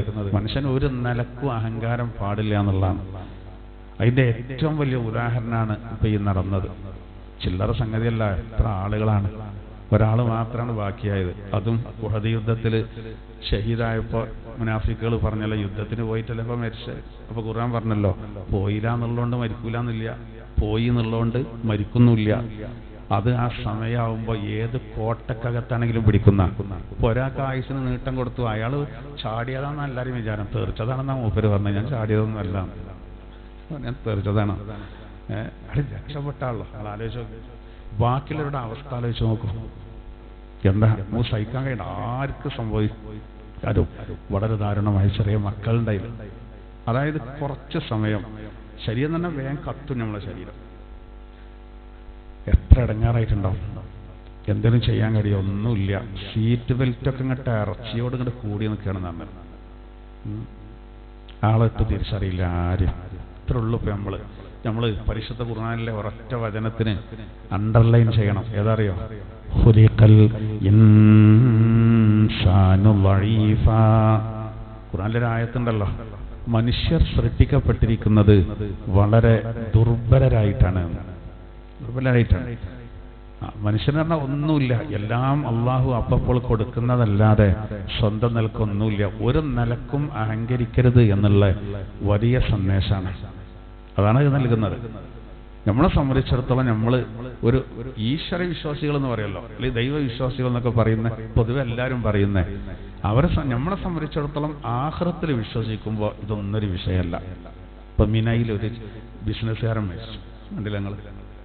എത്ര നല്ല ടൈമിലാണ് അയാൾ മരിക്കുന്നത്. നിങ്ങളിങ്ങനെ ആലോചിച്ചപ്പോൾ അയാൾക്ക് നാട്ടിൽ ഒരുപാട് സ്ഥാപനങ്ങളുണ്ട്. അയാളെ വാപ്പാക്ക് അയാൾ മാത്രമേ ഉള്ളൂ. അയാൾ എത്ര വട്ടം വിളിച്ചിട്ടുണ്ടാവും, ഞാൻ വന്നിട്ട് ശരിയാക്കാം, ഇതങ്ങനെ ആക്കാം, ഇതിങ്ങനെ ആക്കാം, എന്തൊക്കെ തർത്തീവുകളുണ്ടാവും. നമുക്കറിയില്ല. ഒരു ബിസിനസ്സുകാരൊക്കെ ഇവിടെ ഉംറക്കോ ഹജ്ജിനോ പോയാൽ അതൊക്കെ അങ്ങനെ റെഡിയാക്കി വെച്ചിരിക്കല്ലേ, ഇവിടെ വന്നിട്ട് ചെയ്യേണ്ട. അയാളെ സംബന്ധിച്ചോളം നമുക്ക് വിഷമം തോന്നാം. അയാൾ ഭാഗ്യവാനാണ്. കാരണം എന്താ വെച്ചാൽ ഹജ്ജ് കഴിഞ്ഞാൽ, അറഫ കഴിഞ്ഞാൽ ഹജ്ജ് കഴിഞ്ഞു എന്ന് പറയാം. അല്ല, ഹജ്ജ് അറഫ. പ്രസവിക്കപ്പെട്ടൊരു കുഞ്ഞിന്റെ വിശുദ്ധിയായിരിക്കും അറഫ കയ്യലോടുകൂടെ. ഇത്രേ ഉള്ളൂ. ആർക്കും ഏത് സമയത്ത് എന്ത് ചെയ്യാം, സംഭവിക്കാം. ഈ ഒരു ബോധമാണ് നമുക്ക് വേണ്ടത്. ഇത് ആളുകൾക്ക് പൊതുവെ അങ്ങനത്തെ ഒരു ഇതില്ല, ആ ഒരു ബോധമില്ല. മരണവാർത്തകൾ ഇങ്ങനെ കേൾക്കാന്നല്ലാതെ അതിലൊക്കെ പങ്കെടുക്കും, കൂടിയാടി പോരും. പക്ഷേ ഞാനും ഇങ്ങനെ പോകേണ്ടവരാണ് എന്നുള്ള ഒരു ഇതില്ലല്ലോ. അതാണ് പ്രശ്നം. ഇപ്പം അടുത്ത് നമ്മളറിയുന്ന ഒരാള്, അത് മയ്യത്ത് നിസ്കാരം കഴിഞ്ഞാണ്ട് പോരും കേട്ടോ. അപ്പോൾ മൂപ്പർക്കുള്ള പ്രശ്നം എന്താ വെച്ചാൽ, മൂപ്പർക്ക് ഒരു സ്കൂട്ടറുണ്ട്. എല്ലാം മൂപ്പര് പോവുക. മൂപ്പരെ വേക്കുന്ന ആരെങ്കിലും ഹോൺ അടിച്ചാൽ മൂപ്പർക്ക് ഭയങ്കര പ്രശ്നമാണ്. ഈ ഹോൺ അടിക്കേണ്ടത് മാറിക്കൊടുക്കാനും ഞങ്ങൾ പോട്ടെ എന്ന് പറയാനൊക്കെ കേൾക്കാറല്ലോ. അങ്ങനെ ഇയാൾ ആരെങ്കിലും ഓവർടേക്ക് ചെയ്താൽ, ഹോണടിച്ച് ഓവർടേക്ക് ചെയ്താൽ പിന്നെ മൂപ്പർക്ക് വാശ. മൂപ്പർക്ക് തിരിയേണ്ട സ്ഥലത്തെത്തിയാൽ മൂപ്പര് തിരിയാതെ ആ ഹോണടിച്ചോലെ പിന്നാലെ പോകും. എന്നിട്ട് ഓനൊന്ന് മുന്നിക്കിട്ടിട്ട് ഇയാൾക്ക് സമാധാനമുള്ളൂ. എന്നാലോ ജമാഅത്തിന് ഒന്നാം സഫിലുണ്ടാവും. എന്താ അപ്പം ഇങ്ങനെയൊക്കെ മനുഷ്യന് വാശിയായാലും. അപ്പം അങ്ങനെ ഒരാളെ ഓവർടേക്ക് ചെയ്ത് കൂടിയപ്പോൾ അടുത്ത് നമ്മളെ ശ്രദ്ധയിൽപ്പെട്ടാലും മയ്യത്തുകാരൻ കഴിഞ്ഞിറങ്ങുകയാണ്. എത്ര മനസ്സിലേക്ക് കടന്നിട്ടില്ലല്ലോ. അപ്പോൾ മയ്യത്തുകാരൻ കഴിഞ്ഞാൽ ഇറങ്ങിയതാണ്. അതിലാണ് ഇങ്ങനെ ഒരു രസം ഉണ്ടായത്. അപ്പോൾ അവൻ്റെ മുന്നിൽ കിട്ടു ഇങ്ങോട്ട് തിരിച്ചു പോരുകയാണ് അയാൾ. അപ്പം അടുത്ത് വേറെ രസം ഉണ്ടായതാണ്. പക്ഷേ 2 കുട്ടികൾ മോട്ടോർ സൈക്കിളുമ്മേ, 2 പെൺകുട്ടികൾ പഠിക്കുകയാണ് ചെറിയ സ്കൂട്ടറുമ്മേ. ഇയാളെ വന്ന് തട്ടിച്ചു. ആ കുട്ടികളെ കട്ടക്കാരെന്ന് പറയണം. കാരണം എന്താ വെച്ചാൽ ഇയാളെ തട്ടിയിട്ടുണ്ട്, വേറിടൂലേ. ആ കുട്ടികളെ വാപ്പാരും അച്ഛന്മാരൊക്കെ വന്ന് ഉള്ള ടെസ്റ്റ് മുഴുവൻ അതിൻ്റെ പേര് നടത്തിച്ചു. ഇയാൾ ചെറുതായിട്ട് തട്ടിയിട്ടുള്ളൂ. എന്നാൽ അവര് നിസ്കാരത്തിന് കൗന്നും കെട്ട് കടന്നാ ഒന്നാം സഫില്. ഇതൊരു കാര്യമില്ലാണ് ഞാൻ പറയുന്നത്. മനുഷ്യനെ ഏറ്റവും വേണ്ട സൽസ്വഭാവമാണ്. വിട്ടുകൊടുക്കണ്ടേ, നമ്മൾ വിട്ടുകൊടുക്കണം. ബസ്സാരോടൊന്നും വാശി പിടിച്ചാൻ പാടില്ല. അഡ്രസ്സാണ് പോകും, തോലാണ് പോകും. യാ അള്ളാറിനാണ് മാറി നിർത്താൻ അത്രയും നല്ലതല്ലേ. ഇപ്പം മാറിക്കൊന്ന് കരുതിയിട്ട് പോലും പോവുകയെ. അങ്ങനെയുള്ള അതിൻ്റെയൊക്കെ സ്വഭാവം. അപ്പോൾ നമ്മൾ വളരെയധികം ശ്രദ്ധിക്കേണ്ടതാണ്. നിസ്കാരം ഇത്തരം കാര്യങ്ങളൊക്കെ ഭയങ്കര ശ്രദ്ധിക്കണം. അതേ സമയം ഇത്തരം കാര്യങ്ങളിൽ ഉണ്ടാകും. അപ്പോൾ ഞാൻ പറഞ്ഞ മയ്യത്ത് നിസ്കാരം കഴിഞ്ഞ് പോകുമ്പോഴാണ് ഈ സംഭവം ഉണ്ടായത്. അതാണ് ആളുകൾക്ക് അപ്പോൾ ഉള്ളിലേക്ക് കയറില്ല എന്നാണ് ഞാൻ പറഞ്ഞത്. പലർക്കും എത്ര നമ്മളൊന്നുമല്ലേ, വളരെ നിസ്സാരന്മാരാണ്, വളരെ നിസ്സാരന്മാരാണ്. അത് ഇത്തരത്തിലുള്ള വലിയ ദുരന്തങ്ങളിൽ നിന്ന് നമ്മൾ പഠിക്കേണ്ട ഒരു കാര്യമാണ്. അല്ലാഹു തആല നമുക്കൊക്കെ ഇപ്പോൾ യാത്ര പോകേണ്ടവരാണ്. ദുരന്തങ്ങളെ തൊട്ട് അല്ലാഹു തആല നമ്മളെ കാക്കുമാറാവട്ടെ, ആമീൻ എന്ന് നമുക്ക് പ്രാർത്ഥിക്കാം. ഇനി നോക്കൂ, അപ്പോൾ ഈ ആയത്തിൽ അല്ലാഹു തആല പറയാണ്, ഇനി ഒരു സാക്ഷികളെ കൊണ്ടുവന്നാലും അതിന് നിങ്ങൾ സാക്ഷിയാകണ്ട. അവരുടെ തന്നിഷ്ടങ്ങളെ, നമ്മുടെ പ്രമാണങ്ങളെ നിഷേധിക്കുന്നവരുടെ തന്നിഷ്ടങ്ങൾ നിങ്ങൾ പിൻപറ്റരുത്. ആഖിറത്തിൽ വിശ്വാസമില്ലാത്തവരാണ് അവര് റബ്ബിന് പകരം വേറെ വെക്കുന്നവരാണ്, സ്ഥാപിക്കുന്നവരാണ്, അല്ലെങ്കിൽ പങ്കു ചേർക്കുന്നവരാണ്. അങ്ങനെയുള്ളവരുടെ തന്നിഷ്ടങ്ങളെ ഒരിക്കലും പിന്തുടരരുത്. ഇത് വിശുദ്ധ ഖുർആൻ വേറെയും ചില സ്ഥലങ്ങളിലൂടെ പറയുന്നുണ്ട്. വലാ തുതിഇ മിൻഹും, ഒരായത്തിൽ പറയുന്നുണ്ടല്ലോ, വലാ തുതിഇ മിൻഹും ആസിമൻ ഔ കഫൂറ. അവരിലെ മഹാപാപികളെ, തെറ്റ് ചെയ്യുന്നവരെ, നിഷേധികളെ ഒരിക്കലും അവർക്ക് നബിയെ വഴിപ്പെടണ്ട. അവർക്കെല്ലാം സന്തോഷമാവും. ഓൽക്കനുസരിച്ച് നിന്നോടുത്താൽ, വിട്ടുവീഴ്ച ചെയ്താലേ അത് വേണ്ട, നിങ്ങളതിൽ ഉറച്ചു നിന്നോളൂ. ഇനി അടുത്ത ആയത്തിൽ നോക്കൂ, വളരെ പ്രധാനപ്പെട്ട 10 കാര്യങ്ങൾ വരാൻ പോവുകയാണ്. അതിൽ 5 ആദ്യത്തെ ഭാഗം ഈ ഒറ്റ ആയത്തിൽ വരികയാണ്. ഖുൽ തആലൗ അത്ലു മാ ഹറമ റബ്ബുകും അലൈക്കും. ഖുൽ, നബിയെ അങ്ങ് പറഞ്ഞോളൂ, തആലൗ, ഇങ്ങോട്ട് വരൂ. ശരിക്ക് ഇങ്ങോട്ട് വരുമെന്ന് പറഞ്ഞാൽ ആ വാക്ക് ശരിക്കും ഉപയോഗിക്കൽ എവിടെ അറിയുള്ളത്? മുകളിൽ നിൽക്കുന്ന ഒരാള് അടിയിലുള്ള ഒരാളോട് വാ, കുറച്ച് റിസ്ക് എടുക്കേണ്ടിയാണ് കയറണമെങ്കിൽ. അങ്ങനത്തേനാണ് ഈ താഴെന്നുള്ളത്. ശരിക്ക് അതിന്റെ അടിസ്ഥാനപരമായിട്ട് അങ്ങനെയാണ്. പിന്നെ അത് എല്ലാത്തിനും പ്രയോഗിക്കൽ തുടങ്ങി. നേരെ നിൽക്കുന്ന ഒരാള് ഒരേ പ്രതലത്തിൽ നിൽക്കുന്ന ആളിങ്ങോട്ട് വിളിക്കുമ്പോഴും, അല്ലെങ്കിൽ അടിയിൽ നിൽക്കുന്ന പിന്നെ ആള് മുകളിലുള്ള ഒരാളെ വിളിക്കുന്നതിനൊക്കെ താഴെ നിന്ന് പ്രയോഗിക്കാൻ തുടങ്ങി. അപ്പൊ ഇവിടെ അത് ഉപയോഗിക്കാൻ ഒരു കാരണം കൂടിയുണ്ട്. സത്യത്തിലേക്ക് വിളിക്കുമ്പോൾ വരാൻ കുറച്ചൊരു റിസ്ക് ഉണ്ടാവും, അത് അറിയിക്കുന്നതും കൂടിയുണ്ട്. അപ്പൊ അല്ലാഹു തആല പറയാണ്, നബിയെ അങ്ങ് അവരോട് പറഞ്ഞോളൂ, തആലൗ, ഇങ്ങോട്ട് വരൂ, അത്ലു മാ ഹറമ റബ്ബുകും അലൈക്കും. നിങ്ങളുടെ റബ്ബ് നിങ്ങളുടെ മേലിൽ നിഷിദ്ധമാക്കിയതിനെ ഞാൻ നിങ്ങൾക്ക് ഓതിത്തരാം. നിങ്ങളിപ്പോ അള്ളാന്റെ മേലിൽ കളവ് പറഞ്ഞല്ലോ, അത് ഞങ്ങൾക്ക് നിഷിദ്ധാക്കിയിട്ടുണ്ട്, ഇത് നിഷിദ്ധാക്കിയിട്ടുണ്ട്. കൊണ്ടുവരടാ തെളിവ്. ഒരു തെളിവും കൊണ്ടുവരാൻ കഴിയൂലാറില്ല. എന്നിട്ട് അള്ളാഹു പറയാണ്, നബി നിങ്ങൾ ഇങ്ങനെ പറഞ്ഞോളി, നിങ്ങൾ വരി ഒന്നും കൂടി. അതായത് എങ്ങനെങ്കിലും ഇവരൊന്ന് നന്നാവട്ടെ എന്ന് കരുതിയിട്ട് നോക്കൂ, അവരോട് വളരെ മാന്യമായ രൂപത്തിൽ അള്ളാഹു എന്താണ് നിഷിദ്ധമാക്കിയത് ഞാൻ നിങ്ങൾക്ക് പറഞ്ഞുതരാം, നിങ്ങൾ ഇങ്ങോട്ട് വരും. അതാണ് പറയുന്നത്, തആലൗ അത്ലു മാ ഹറമ റബ്ബുകും അലൈക്കും. നിങ്ങളെ റബ്ബ് എന്താണ് നിങ്ങളുടെ മേൽ നിഷിദ്ധമാക്കിയത് എന്ന് ഞാൻ നിങ്ങൾക്ക് പഠിപ്പിച്ചു തരാം, ഞാൻ നിങ്ങൾക്ക് പറഞ്ഞു തരാം, അല്ലെങ്കിൽ ഓതിത്തരാം. ഇനി കേട്ടോളൂ കേട്ടോ. എന്താണ് അള്ളാഹ് നിഷിദ്ധമാക്കിയത്? വഴിക്കോടിയായിട്ട് ഇങ്ങനെ പറയാണ് പ്രധാനപ്പെട്ട പോയിന്റുകൾ. ഒന്ന്, അല്ലാ തുശ്രികൂ ബിഹി ശൈആ, ഒരു നിലക്കും അള്ളാഹുവിനോട് പങ്കു ചേർക്കാതിരിക്കുക. നോക്കൂ, ഒരു നിലക്കും അള്ളാഹുവിനോട് ഒരു കാര്യത്തിലും എന്ത് ചെയ്യാൻ പാടില്ല, പങ്ക്. ഒരു നിലക്കും എന്ന് പറഞ്ഞാൽ അക്വാല് കൊണ്ട് പറ്റൂല, അഫ്ആല് കൊണ്ട് പറ്റൂല, അതുപോലെ തന്നെ എഴുത്തിഖാദാത്ത് കൊണ്ട് പറ്റൂല. അതായത് വാക്കുകൊണ്ട് ഒരു ശിർക്ക് വരരുത്, പ്രവൃത്തി കൊണ്ട് ഒരു ശിർക്ക് വരരുത്, വിശ്വാസം കൊണ്ടും ശിർക്ക് വരരുത്. ഇതാണ് ഷൈ എന്ന് പറഞ്ഞാൽ. നമ്മളറിയല്ലോ മനസ്സാ വാച കർമ്മണ എന്ന് പറയല്ലോ. ഒരു നിലക്കും അതിനെതിര് വരരുത്. പൂർണ്ണമായിട്ടും അള്ളാഹുവിനെ അംഗീകരിക്കണം. അള്ളാഹുവിൽ ഒരിക്കലും ശിർക്ക് വെക്കരുത് എന്ന്. ഇനി ശിർക്ക് വെക്കാൻ ഓരോരോ കാരണങ്ങളുണ്ടാവും. പണ്ട് മക്കയിൽ രണ്ടാളുകൾ, അന്യരായ ഒരാണും ഒരു പെണ്ണും, നബി സല്ലല്ലാഹു അലൈഹി വസല്ലം തങ്ങൾ വരുന്നതിന്റെ മുമ്പ് കഅബ തവാഫ് ആ കാലഘട്ടത്തിലുണ്ടല്ലോ. അങ്ങനെ ഇവരെന്ത് ചെയ്തു? ഈ കഅബാലയത്തിന്റെ അരികെ വെച്ച് വ്യഭിചാരം ചെയ്തു. കഅബാലയത്തിന്റെ അരികെ വെച്ചിട്ട് വ്യഭിചാരം ചെയ്തു. അപ്പൊ അല്ലാഹു സുബ്ഹാനഹു വ തആല അങ്ങനെ ചെയ്ത അവരെ രണ്ടുപേരെയും അത് അച്ഛൽക്ക് അവിടെ വെച്ചിട്ട് അല്ലാഹു തആല രണ്ട് കല്ലാക്കി മാറ്റി. നമ്മുടെ വിധങ്ങൾ വരേണ്ടതിന് മുമ്പാണ് ഈ സംഭവം നടക്കുന്നത്. അത് രണ്ടുപേരും തഫ്സീറിന്റെ ഗ്രന്ഥങ്ങളിൽ കാണാം, അവരുടെ പേരുകളൊക്കെ കാണാം. രണ്ടാളും കല്ലായി മാറി. ആ കാലഘട്ടത്തിലുള്ള ആളുകൾ പിന്നെ എല്ലാവർക്കും പേടിയായി. കഅബ പരിശുദ്ധമായ ഒന്നാണ്, വ്യഭിചാരം വലിയ പ്രശ്നമുള്ള കാര്യമാണ്. അതും സ്ഥലം കാലം നോക്കാതായാൽ വിഷയത്തിന് ഗൗരവം കൂടും. കഅബാലയത്തിന്റെ അരികിലായതുകൊണ്ടാണ് ഈ പരീക്ഷണം അവർക്ക് വന്നത്, കല്ലായി മാറിയത് എന്നൊക്കെ. അതുകൊണ്ട് ആളുകൾക്ക് നല്ല പേടിയായി. പക്ഷേ ആളുകൾ അങ്ങനെ ഒരു തലമുറ കഴിഞ്ഞപ്പോൾ അടുത്ത തലമുറ അവരെന്താ ചെയ്തെന്ന് വെച്ചാൽ കഅബ പോലും തവാഫ് ചെയ്യും. ഈ രണ്ട് കല്ലിന്റെ പ്രതിമകളെ പോലെ നിൽക്കുന്നുണ്ടല്ലോ, അതിനെ തൊട്ടുമുത്താൻ തുടങ്ങി. ഹജറുൽ അസ്വദിനെ തൊട്ടുമുത്തും പോലെ അതിനെ തൊട്ടുമുത്താൻ തുടങ്ങി. പിന്നെ ഇങ്ങനെ അതൊരു പതിവായി. പിന്നീട് ഇവരെന്ത് ചെയ്തെന്ന് വെച്ചാൽ അത് അവിടെ നിന്ന് എടുത്തിട്ട് സഫാ മർവന്റെ ഇടയിൽ കൊണ്ടുവച്ചു. അങ്ങനെ പിന്നെ ഇവര് സഫാ മർവന്റെ ഇടയിലൂടെ നടക്കുമ്പോൾ ഓലെന്ത് ചെയ്യും? ഓരോ നടത്തത്തിലും ഇവരെന്ത് ചെയ്യും? അയിമൊന്ന് തൊട്ടുമുത്തി ബർക്കത്തെടുക്കും. ബർക്കത്തെടുക്കാരനോട് ഓല് അതിന് ദിവ്യത്വം കൽപ്പിക്കാൻ. നമ്മൾ ബർക്കത്തെടുക്കും പോലല്ല. പിന്നീട് നബി സല്ലല്ലാഹു അലൈഹി വസല്ലം തങ്ങള് ഹജ്ജിന്റെയും ഉംറന്റെയും കോലൊക്കെ പറഞ്ഞു കൊടുത്തതിന് ശേഷം, കാരണം ഉംറനെ എപ്പോഴും ചെയ്യാലോ, അപ്പോ ഈ സഫാ മർവന്റെ ഇടയിലൂടെ സഹാബിമാരെന്ത് കരുതി? സഫാ മർവന്റെ ഇടയിലൂടെ നടക്കാനാവൂല. എന്താ കാരണം? അവിടെ ഈ രണ്ട് വിഗ്രഹങ്ങൾ ഉണ്ടായതുകൊണ്ട് നമുക്ക് അങ്ങനെ ചിലപ്പോൾ ഉണ്ടല്ലോ സിയാറത്തിന് പോകാനാണ് തോന്നില്ല. അവിടെ കുറെ അനാചാരങ്ങളുണ്ട്.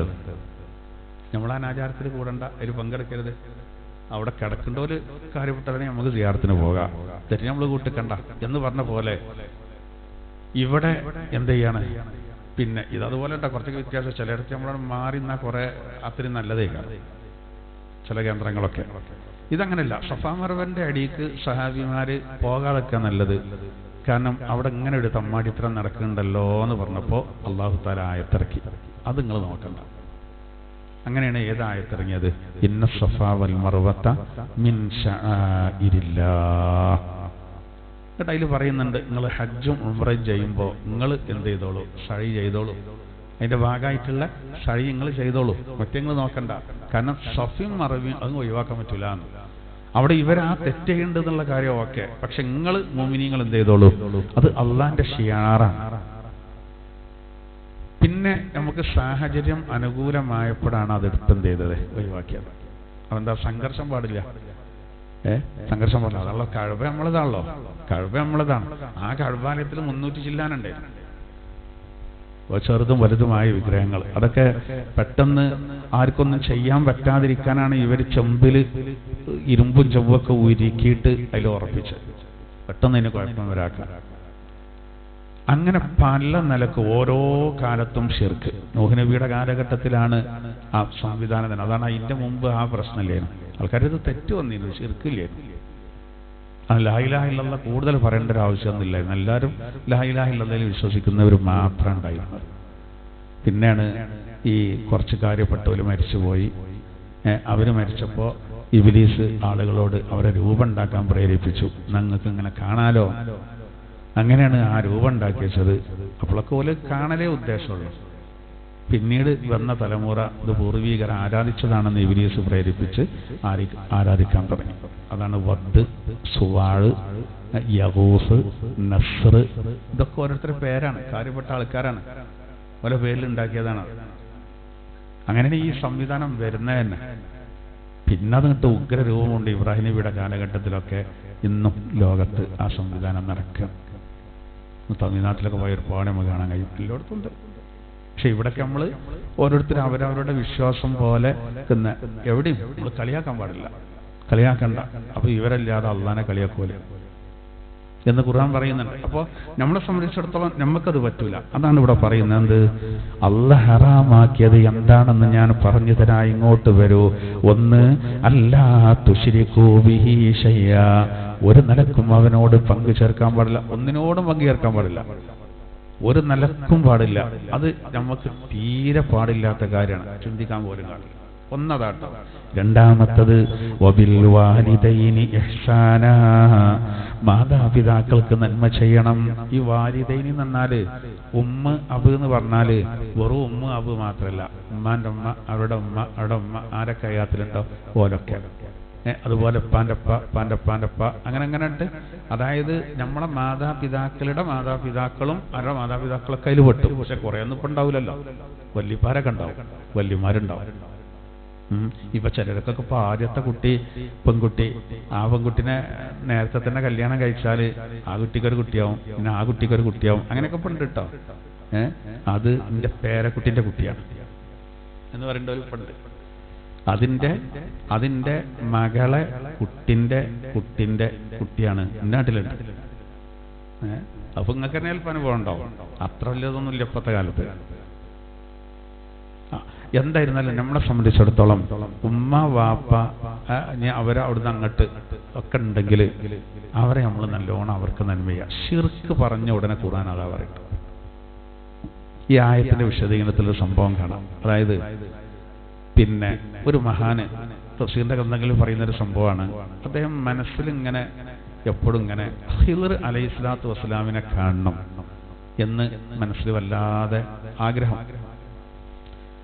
അങ്ങനെ ഒരിക്കൽ ഒരാള് തന്റെ മുന്നിലേക്ക് വരികയാണ്. അപ്പൊ അദ്ദേഹത്തിന് തോന്നി ഇതൊക്കെ ഖിദ്റാവോ?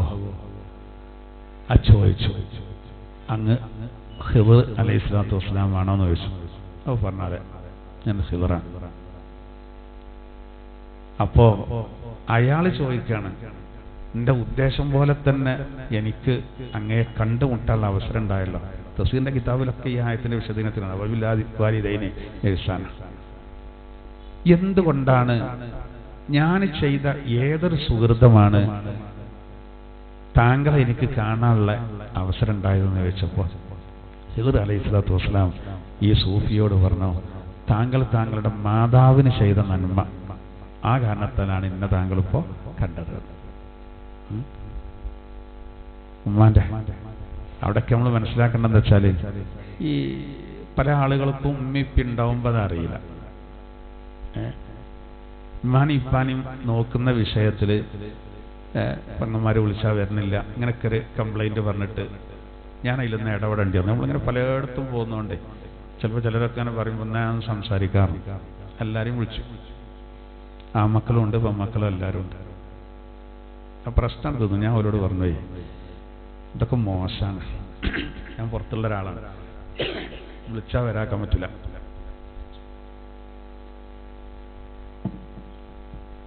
ഇവിടെ എന്താ ചർച്ച? ഞാൻ അവരോട് പറഞ്ഞു, ഈ ചർച്ച എങ്ങനെ ആയിരുന്നെങ്കിൽ എത്ര നന്നായിരുന്നു. എങ്ങനെ? ഒരു മകൻ പറയാണ്, കുറെ ആയിപ്പോ ഇമ്മ എൻ്റെ അടുത്താണ്, എനിക്കുണ്ട് ഉമ്മനെ നോക്കാനുള്ളൊരു പോതി, ഞാൻ ഒന്ന് കൊണ്ടോട്ടെ. അത് മറ്റോ പറയല്ല, ഇമ്മ ഇപ്പൊ തൽക്കാലം ഇവിടെ നിന്നോട്ടെ. അത് മറ്റോ പറയല്ല, ഞാൻ ഒന്ന് അങ്ങോട്ട് കൊണ്ടോട്ടെ. അത് രസം. ആ പിടിയും വലി ഇത് അതല്ലല്ലോ. എന്താ ഓനെ പറ്റതും എന്നല്ല, എന്താ ഓനെ കുറച്ച് നോക്കിക്കൂടെ, അതാണ് പ്രശ്നം. ഞാൻ ഓലോട് പറഞ്ഞു, കാര്യം മനസ്സിലായി കോളി, ഇമ്മയും വാപ്പിയും മരിച്ചു കഴിഞ്ഞാൽ ഇതിനൊക്കെ ഖേദിക്കും. വേറെ ഉണ്ടാവില്ല, തിരക്കിടില്ല. ഈ ഉമ്മാനെ നോക്കട്ടെ, മറ്റേ ഉമ്മാനെ ഞാൻ നോക്കിക്കൊണ്ട് അടുത്ത ഉമ്മാനെ ചോദിക്കാൻ മതിയല്ലോ. അങ്ങനെ ഇല്ലല്ലോ, ഇതൊന്നല്ലേ ഉള്ളൂ, ഇത് ഒന്നുള്ളല്ലോ. നമ്മളെ ഉമ്മ അപ്പ എന്ന് പറഞ്ഞാൽ ഒറ്റൊന്നുള്ളല്ലോ, പോയ വിവരം അറിയും. ഇതൊന്നും ആൾക്കാർക്ക് അറിയില്ല. വയസ്സായോലും ഇങ്ങനെ അവിടെ ഉണ്ടെങ്കിൽ നമുക്കതൊരു അനുഗ്രഹമാണ്. അപ്പം ആർക്കൊരു വില ഉണ്ടാവില്ല. മരിച്ചു കഴിഞ്ഞാൽ പിന്നെ ഓല് പറയുന്നത് ഒറ്റക്കാണ്, നിൽക്കാൻ കഴിയുന്നില്ല, ഉമ്മ റൂമിലുണ്ട് തോന്നാണ്, വലിയ ഒലിപ്പിച്ചലേ കാരണം പിന്നെ നോക്കാം. എന്നാ വയസ്സായി കിടക്കുമ്പോൾ മളയ കുട്ടിയെന്ന് പറഞ്ഞ് വിളിച്ചുമ്പോൾ പോലും പോയി കുണിയില്ല. അങ്ങനെ പറഞ്ഞുകൊണ്ടിരിക്കുന്ന പിന്നുണ്ട് ഇവൽക്കൊരു നാടകം. ആൾക്കാർ വരും മരിച്ചാൽ ജഗപോകായിട്ട് ഒരു കാര്യമില്ല. അതുകൊണ്ട് ഈ കാട്ടിക്കൂട്ടൽ സുഖമില്ലാതെ കിടക്കുമ്പോഴേക്കാൾ അപ്പോഴല്ലേ മത്സരിക്കേണ്ടത്. നമുക്ക് പല അനുഭവങ്ങളാണ്. ഇതൊക്കെ ഖുർആന് വളരെ കൃത്യമായിട്ട് പറയുന്ന കാര്യമല്ല. അയിമരല്ലേ നമ്മളെ വിജയം. അവസരങ്ങൾ നല്ലോണം ഉപയോഗപ്പെടുത്തുക എന്നുള്ള. എന്നാൽ നല്ല പോസിറ്റീവായത് കേൾക്കുമ്പോൾ നമുക്ക് ഭയങ്കര സന്തോഷമാണ്. ഞാൻ ജോലി ചെയ്യുന്ന മലപ്പുറത്തെ അവിടുത്തെ ഒരാളിനോട് എൻ്റെ മരോളൊരു മുതലാവസ്ഥ അറിയാം. അപ്പം എന്താ വെച്ചാൽ ഇയാളെ എന്നോട് പറയുന്ന ആളെ ഭാര്യയുടെ ഉമ്മ അയാളെ ഇരുത്താണ്. കാരണം അവർക്ക് വേറെ ആരും ഇല്ലാത്തതുകൊണ്ട് അയാളെ അമ്മായിമ്മ അയാളെ വീട്ടില്ല. അമ്മായിമ്മ സുഖമില്ലാതെ കിടക്കുമ്പോൾ അതിനെ നല്ലോണം നോക്കിയെന്ന് അയാളെ മരോളാണ്. മരോളെ സംബന്ധിച്ചിടത്തോളം അമ്മായിമാൻ്റെ അമ്മയാണ്. അമ്മായിമാനല്ല നോക്കണം, അമ്മായിമാൻ്റെ ഉമ്മാനെയാണ്. പക്ഷെ ഭയങ്കര നോട്ടം നടന്നു. ഭയങ്കര നോട്ടം എന്ന് പറഞ്ഞാൽ അങ്ങനെ ഉണ്ടല്ലോ, കാസ്റ്റും മൂത്രം പോകുന്ന ബെഡിൽ പോകുന്ന സന്ദർഭത്തിലൊക്കെ ഞാൻ ആ പെണ്ണൊക്കെ കഴിച്ചിലായി. ആ വല്യമ്മ മരിച്ചു. ആ പെണ്ണ് ഒരിക്കലും കുറപ്പാ, ആ പെണ്ണ് ഭാവിയിൽ ഒരിക്കലും ഇടങ്ങാറാവൂല, കടന്നു കണ്ട് ഇടങ്ങാറാവൂല. കാരണം എന്താ അറിയോ, ആ നോക്കലുമ്പോ കഴിച്ചില്ല. കുറെ ആളുകൾക്ക് ഇത് അറിയില്ല. ആർക്കറിയില്ല ഉമ്മാനോട് എങ്ങനെ പെരുമാറണം, വാപ്പനോട് എങ്ങനെ പെരുമാറണം എന്നറിയാത്ത കുറെ ആളുകളുണ്ട്. ഇല്ല, എന്നാ ഓല് കേൾക്കാനുള്ള സാഹചര്യങ്ങൾ ഓല് ഉപയോഗപ്പെടുത്തൂലല്ലോ. എപ്പോഴും ഓൽക്ക് ഇതൊരു ബോധ്യപ്പെടുത്തി കൊടുക്കാൻ അറിയില്ല. അത്തരം കാര്യങ്ങൾ അറിയാത്ത കുറേ ആളുകളുണ്ട്. വലിയ പ്രശ്നമുള്ള കാര്യമാണ്. അപ്പോൾ ഇവിടെ നോക്കി നിങ്ങൾ വരും, അല്ല എന്താ നിഷിദ്ധാക്കിയ ഞാൻ പറഞ്ഞുതരാം, അങ്ങോട്ട് വന്നാണ് നിങ്ങൾ താണല്ലോ അങ്ങനെ പറയണ്ടേ. എന്നിട്ട് പറഞ്ഞു കൊടുക്കണം, ഒന്ന് ശിർക്ക് വെക്കരുത് എന്ന് പറഞ്ഞിട്ടേ രണ്ടാമത് പറയുന്നത് ഉമ്മാക്കുപ്പാക്കും നന്മ ചെയ്യണമെന്നാ. മാതാപിതാക്കൾക്ക് നന്മ ചെയ്യണം. അപ്പോൾ നമ്മളെ ഭാഗത്തു നിന്ന് ഒരിക്കലും പിന്നീട് ഖേദമുണ്ടാകുന്നൊരവസ്ഥ ഉണ്ടാകരുത്. ഇവിടെയാണ് നമ്മളെല്ലാ വിജയം. ഗുരുത്വം എന്ന് പറഞ്ഞ ഒന്ന് ദുനിയാവിൽ നമുക്ക് കിട്ടണമെങ്കിൽ അത് ഓലത്ത് തന്നെ കിട്ടണം. ഒരു മോശക്കാരാണെങ്കിൽ പോലും അങ്ങനെ. മാതാപിതാക്കൾ സ്വല്പം മോശക്കാരാണെങ്കിൽ പോലും നമ്മൾ വരിയിടാൻ പറ്റില്ല. അങ്ങനെയാണ്. കാഫിറാണെങ്കിൽ പോലും അങ്ങനെയല്ല. പിന്നത്തപ്പോ ബാക്കി പറയണെന്തിനാ? അങ്ങനെയല്ലേ ലുക്മാൻ സൂറത്തിൽ പറഞ്ഞത്, അവർ സത്യനിഷേധികളാണെങ്കിൽ പോലും അവർക്ക് നന്മ ചെയ്യണം എന്നാണ്. ഒരു ശിർക്ക് ചെയ്യാൻ പറഞ്ഞാൽ നിങ്ങൾ കേൾക്കണ്ട. ഭക്ഷണം കൊടുക്കണം, വസ്ത്രം കൊടുക്കണം, മരുന്ന് കൊടുക്കണം, അത്തരം എല്ലാ കാര്യങ്ങളും എന്ത് ചെയ്യണം, അവർക്ക് കൊടുക്കണം. എല്ലാ കാര്യങ്ങളും അവർക്ക് ചെയ്തു കൊടുക്കണം. ശിർക്ക് ചെയ്യാൻ പറഞ്ഞാൽ കേൾക്കണ്ട. അത്രത്തോളം ആണ്. മതത്തിന്റെ പുറത്താണെങ്കിൽ പോലും ഓല നോക്കണം. പിന്നെ ബാക്കിയുള്ളപ്പോൾ നമ്മൾ പറയണം. ആൾക്കാർ പൊതുവെ എന്ത് ചെയ്യുന്ന കാര്യങ്ങൾ, ആൾക്കാരെ കണ്ണ് പൊടിയിടാൻ മീസാങ്കല്ല കുസാറാണ്, നല്ല ഗോൾഡ് കളറിൽ നല്ല കറുത്ത ഗ്രാനൈറ്റുമേ എഴുതിയിട്ടൊക്കെ അതൊക്കെ എല്ലാവരും കാണാൻ ഉഷാറാക്കും. അലുവ അങ്ങനെ കൊണ്ടുപോകും പള്ളിയേക്ക്. അലുവന്റെ പേരെന്നെ മരിച്ചലുവ എന്നത്. തിന്നൂലല്ല, ആ ഫ്രിഡ്ജിന്റെ മേലെ കൊണ്ടേക്കും. അതൊക്കെ ഒരു മാമൂലിൽ ഇങ്ങനെ കൊണ്ടോണ്ടെന്നല്ല കേട്ടോ ഞാൻ പറയണ്ടേ, നല്ല. അത് മാത്രം പോരല്ലോ, ആ ആരെയിലൊക്കെ കൊണ്ടോണ്ടൊക്കെ ഇങ്ങനെ എല്ലാവരും അയിമ ഇങ്ങനെ കൂടും തരിയില്. വേണ്ട കാര്യങ്ങളുണ്ട്. ജീവിതകാലത്ത് മരുന്ന് പിടിച്ചിന്റെ സമയത്ത് പൈസ കൊടുക്കാൻ പോലും വരൂല, ആരും വരില്ല. അല്ലാത്തതാണ് ഇപ്പൊ ഇതുണ്ട്, പൈസ വരെയൊക്കെ പോലും ഉഷാറില്ല. ഞാൻ പറയുന്നുണ്ട് സാറ്, അങ്ങനെ കുറെ കാര്യങ്ങൾ നമ്മൾ ശ്രദ്ധിക്കേണ്ടതുണ്ട്. അപ്പോൾ എല്ലാം ഇപ്പം നമുക്ക് ശരിയാക്കാൻ കഴിയില്ല. നമ്മളോട് ബന്ധപ്പെട്ടത് നമ്മൾ നോക്കുക, അത്രേ നടക്കുള്ളൂ. ഏതായിരുന്നാലും അള്ളാഹു താല എല്ലാവർക്കും നല്ല കുറേ മാതാപിതാക്കൾ വിഷമിക്കുന്നവരുണ്ട് നമുക്കറിയാം. അള്ളാഹു താല അവർക്കൊക്കെ നല്ല മനസ്സ് അള്ളാഹു പ്രദാനം ചെയ്യട്ടെ, ആമീൻ എന്ന് നമുക്ക് പ്രാർത്ഥിക്കാം. ചിലപ്പോൾ പെട്ടെന്നുണ്ട് ഒക്കെ ശരിയായി വരും, അങ്ങനുണ്ട് ഓരോ കാരണങ്ങളുണ്ടാവും. ഇനി കൊണ്ട് നോക്കൂ. അപ്പൊ രണ്ടെണ്ണായിട്ടോ. മൂന്നാമത്തെ അല്ലാഹു പറയുന്നത് വലാ തഖ്തുലൂ ഔലാദകും മിൻ ഇംലാഖ്, ദാരിദ്ര്യം മൂലം നിങ്ങൾ കുട്ടികളെ കൊല്ലരുത്. ഖുർആനിൽ വേറൊരു ആയത്തിൽ പറയുന്നത് ദാരിദ്ര്യം വരുമെന്ന് കരുതിയിട്ട് കൊല്ലരുത് എന്നാണ്. ഭാവിയിൽ ദാരിദ്ര്യം വരുമെന്ന് കരുതിയാണ്ട് കൊല്ലരുത് എന്നാണ്. ഇവിടെ പറയുന്ന എന്താ നിങ്ങൾ പിന്നെ ദാരിദ്ര്യം മൂലം കൊല്ലരുതെന്ന്. അതായത് ഇപ്പൊ നിലവിൽ എന്തുണ്ട്? പ്രയാസമുണ്ട്. പെൺകുട്ടികളാണ്, ദാരിദ്ര്യമാണ്.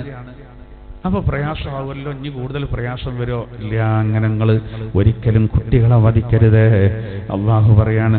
ശരിക്ക് ഇംലാക്ക് എന്ന് പറഞ്ഞാൽ 3 വകുപ്പുണ്ട്. അത് ഇംലാക്ക് എന്ന് പറഞ്ഞാൽ ഒന്ന് പിന്നെ അതുകൊണ്ടുള്ള ഉദ്ദേശം എന്താ വെച്ചാൽ ഫഖർ, നേരെ ദാരിദ്ര്യം തന്നെ. ഇഫ്ലാസ് എന്ന് പറയും, പാപ്പരാകാന്ന് നമ്മൾ പറയില്ല. അതുപോലെ ഇഫ്സാദ്, ആകെ കുഴപ്പത്തിലാകുക. പല അർത്ഥങ്ങളും അതിനുണ്ട്. എങ്കിലും ഇവിടെ ഇംലാക്ക് കൊണ്ട് ഉദ്ദേശം ഫഖറാണ്. ദാരിദ്ര്യം പിടിപെടും എന്ന് കരുതിയിട്ട് നിങ്ങൾ കുട്ടികളെ കൊല്ലരുത് തന്നെ. അതൊന്നും ഇപ്പൊ ഇന്ന് അങ്ങനെ നടക്കുന്നില്ല. ഇന്ന് വേറെ രൂപത്തിലാണ്. പണ്ട് നമ്മൾ പറയല്ലോ 6-ാം നൂറ്റാണ്ടിൽ അങ്ങനെയെന്നൊക്കെ പറഞ്ഞ വലിയ വർത്തമാനം പറയല്ലോ. 6-ാം നൂറ്റാണ്ടിൽ പ്രസവിക്കാനുള്ള സ്വാതന്ത്ര്യം ഉണ്ടായിരുന്നു. പ്രസവിച്ചിന്റെ ശേഷിയ കുട്ടിയാണോ പെണ്ണോന്ന് അറിയുള്ളൂ. എന്നിട്ടാ പിന്നെ കൊല്ലുന്നത്. ഈ നൂറ്റാണ്ടിലോ കുട്ടി പെൺകുട്ടിയാണെങ്കിൽ ഗർഭപാത്രത്തിൽ വെച്ച് തന്നെ ലിംഗനിർണയം നടത്തിയിട്ട് അവിടെ ചെന്നെ കൊല്ലുക, വേണ്ടാന്ന്. അങ്ങനത്തെ ഒരു കാലാണ് സംഭവം. പിന്നെ നിയമം അംഗീകരിക്കുന്നില്ല എന്നൊക്കെ പറയും. പക്ഷെ അതേസമയം അതൊക്കെ ഒന്ന് നടക്കുന്ന സംഗതികളാണ്. ദാരിദ്ര്യം പേടിച്ചുകൊണ്ട് കുട്ടികളെ കൊല്ലുക എന്നുള്ളത്. അള്ളാഹു പറയാണ് അതിന്റെ ശേഷം പറയുന്നത് നഹ്നു നർസുഖുകും വഇയ്യാഹും, നിങ്ങൾക്കും അവർക്കും ആഹാരം തരുന്നത് നാമാണ്. നിങ്ങൾക്ക് ആഹാരം തരുന്നതും അവർക്ക് ആഹാരം കൊടുക്കുന്നതൊക്കെ ആരാണ്? ഞാനാണ്. പിന്നെന്തിനാ നിങ്ങൾ ദാരിദ്ര്യം പേടിക്കുന്നത്? പരിശുദ്ധ ഖുർആനിൽ അല്ലാഹു തആല ആയത്തിൽ ഹൂദ് സൂറത്തിൽ പറയുന്നുണ്ട് വമാ മിൻ ദാബത്തിൻ ഫിൽ അർളി ഇല്ലാ അലല്ലാഹി റിസ്ഖുഹാ, ഭൂമിയിലെ ഏതൊരു ജീവിയുടെയും ആഹാരത്തിന്റെ കാര്യം അത് അല്ലാഹു ഏറ്റിരിക്കുന്നു. ഏതൊരു ജീവിയുടെ കാര്യത്തിൽ. ഇപ്പൊ കടലിനെ പറ്റി ഗവേഷണം ചെയ്തിട്ട് സയൻസ് പറയുന്ന എന്താ? കടലില് ചില ഏരിയകളിൽ ഏറ്റവും ആഴമേറിയ ഭാഗം 11 കിലോമീറ്റർ ഒക്കെ അടിയിക്കുന്നുണ്ട് എന്നുള്ളതാണ്. 11 കിലോമീറ്റർ. ആ 11 കിലോമീറ്റർ അടിയിലുള്ള അവിടെ വരെ എന്തുണ്ട്? മത്സ്യങ്ങളുണ്ട്. വിവിധ ഇനം മത്സ്യങ്ങൾ, വലുതും ചെറുതുമായത്. ആരാതിനൊക്കെ തീറ്റി പോറ്റുന്നത് ആലോചിങ്ങൾ. കടലെത്ര വിശാലാണ്! കടലെത്ര വിശാലാണ്! ഈ വിശാലമായ കടലിൽ എത്ര ജീവികളാണ്! എല്ലാറ്റിനും അല്ലാഹു തആല ആഹാരം നൽകുന്നു. നമ്മൾ കടയിൽ നിന്ന് ചിലപ്പോൾ ചില വലിയ മത്സ്യങ്ങളെ കൊണ്ടുവന്ന് വയറ് പൊളിച്ചാൽ തന്നെ കുറേ ചെറിയ മീനുകൾ അതിൽ കാണാം, ഒന്നായിട്ട് വിഴുങ്ങിയിരിക്കുകയാണ്. അങ്ങനെയാണ് പഠിച്ചവൻ കണക്കാക്കിയത്. അങ്ങനെയാണ്. കാട്ടിൽ ഉള്ള ചില ജീവികളൊക്കെ, മാംസബുക്കുകളിൽപ്പെട്ട ജീവികളൊക്കെ വെറും മാംസങ്ങളെ തിന്നു, പുല്ലൊന്നുമില്ല. അവർക്ക് അവിടെ ജീവൻ നിലനിർത്താൻ ആവശ്യമായതൊക്കെ പടച്ചവൻ വേറെ ജീവികളവിടെ കൊടുക്കുകയുള്ളൂ. അതൊരു പ്രകൃതി നിയമമാണ്. പടച്ചവൻ അങ്ങനെ തീരുമാനിച്ചതാണ്. പാവട്ടോന്നിട്ട് കാര്യമില്ല, അങ്ങനെയാണത്. അതാണ് നമ്മക്കും ചിലതൊക്കെ അല്ലാഹു തആല അനുവദിച്ചത്. അത് പശുവിന്റെ കാര്യത്തിലേ പറയലുള്ളൂ പലരും, ബീഫിന്റെ കാര്യത്തിൽ മാത്രം. എല്ലാത്തിലും അങ്ങനെ തന്നെ പറയണമെങ്കിൽ. പക്ഷെ അല്ലാഹു തആല അതിനൊക്കെ അതിൻ്റെതായ ചില നിയമങ്ങളുണ്ട് എന്ന് മാത്രം. ഒരു ജീവിയെ നമ്മൾ പ്രയാസപ്പെടുത്താൻ പാടില്ല. ബുദ്ധിമുട്ട്. ഒരു മനുഷ്യത്തെ നമ്മൾ ജീവനോടുകൂടെ ചട്ടിക്ക് ഇടാൻ പാടുണ്ടോ? തിളച്ച എണ്ണയ്ക്ക് ഞാൻ ജീവനോടുകൂടെ ഒരിക്കൽ മനുഷ്യത്തെ പെട്ടെന്ന് ഇങ്ങോട്ട് എടുത്തിട്ട് അതിനെ അങ്ങനെ ഇടങ്ങാറാക്കാൻ പാടില്ല. അതിന് പുറത്ത് കിട്ടാതെ തന്നെ അതിന് ജീവൻ നഷ്ടപ്പെടും.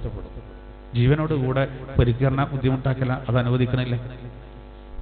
അപ്പൊ ഏതായിരുന്നാലും ഇവിടെ അല്ലാഹു തആല പറയണം. അപ്പോ ഈ ഏതൊരു ജീവിയും അതിന്റെ ആഹാരത്തിന്റെ കാര്യം അല്ലാഹു ഏറ്റതാ. അങ്ങനെ വെച്ച് നോക്കുമ്പോൾ മനുഷ്യന്മാർ ഒന്നുമല്ലല്ലോ. ഈ ഭൂമിയിൽ, ഈ കാട്ടിലാവട്ടെ, മരുഭൂമിയിലാകട്ടെ, ഭൂമിന്റെ അടിയിലാകട്ടെ, പറവകൾ ആകാശലോകത്ത് അല്ലെ, ഒരു നിശ്ചിത അകലത്തിലും ദൂരത്തിലൊക്കെ അവരുണ്ടല്ലോ.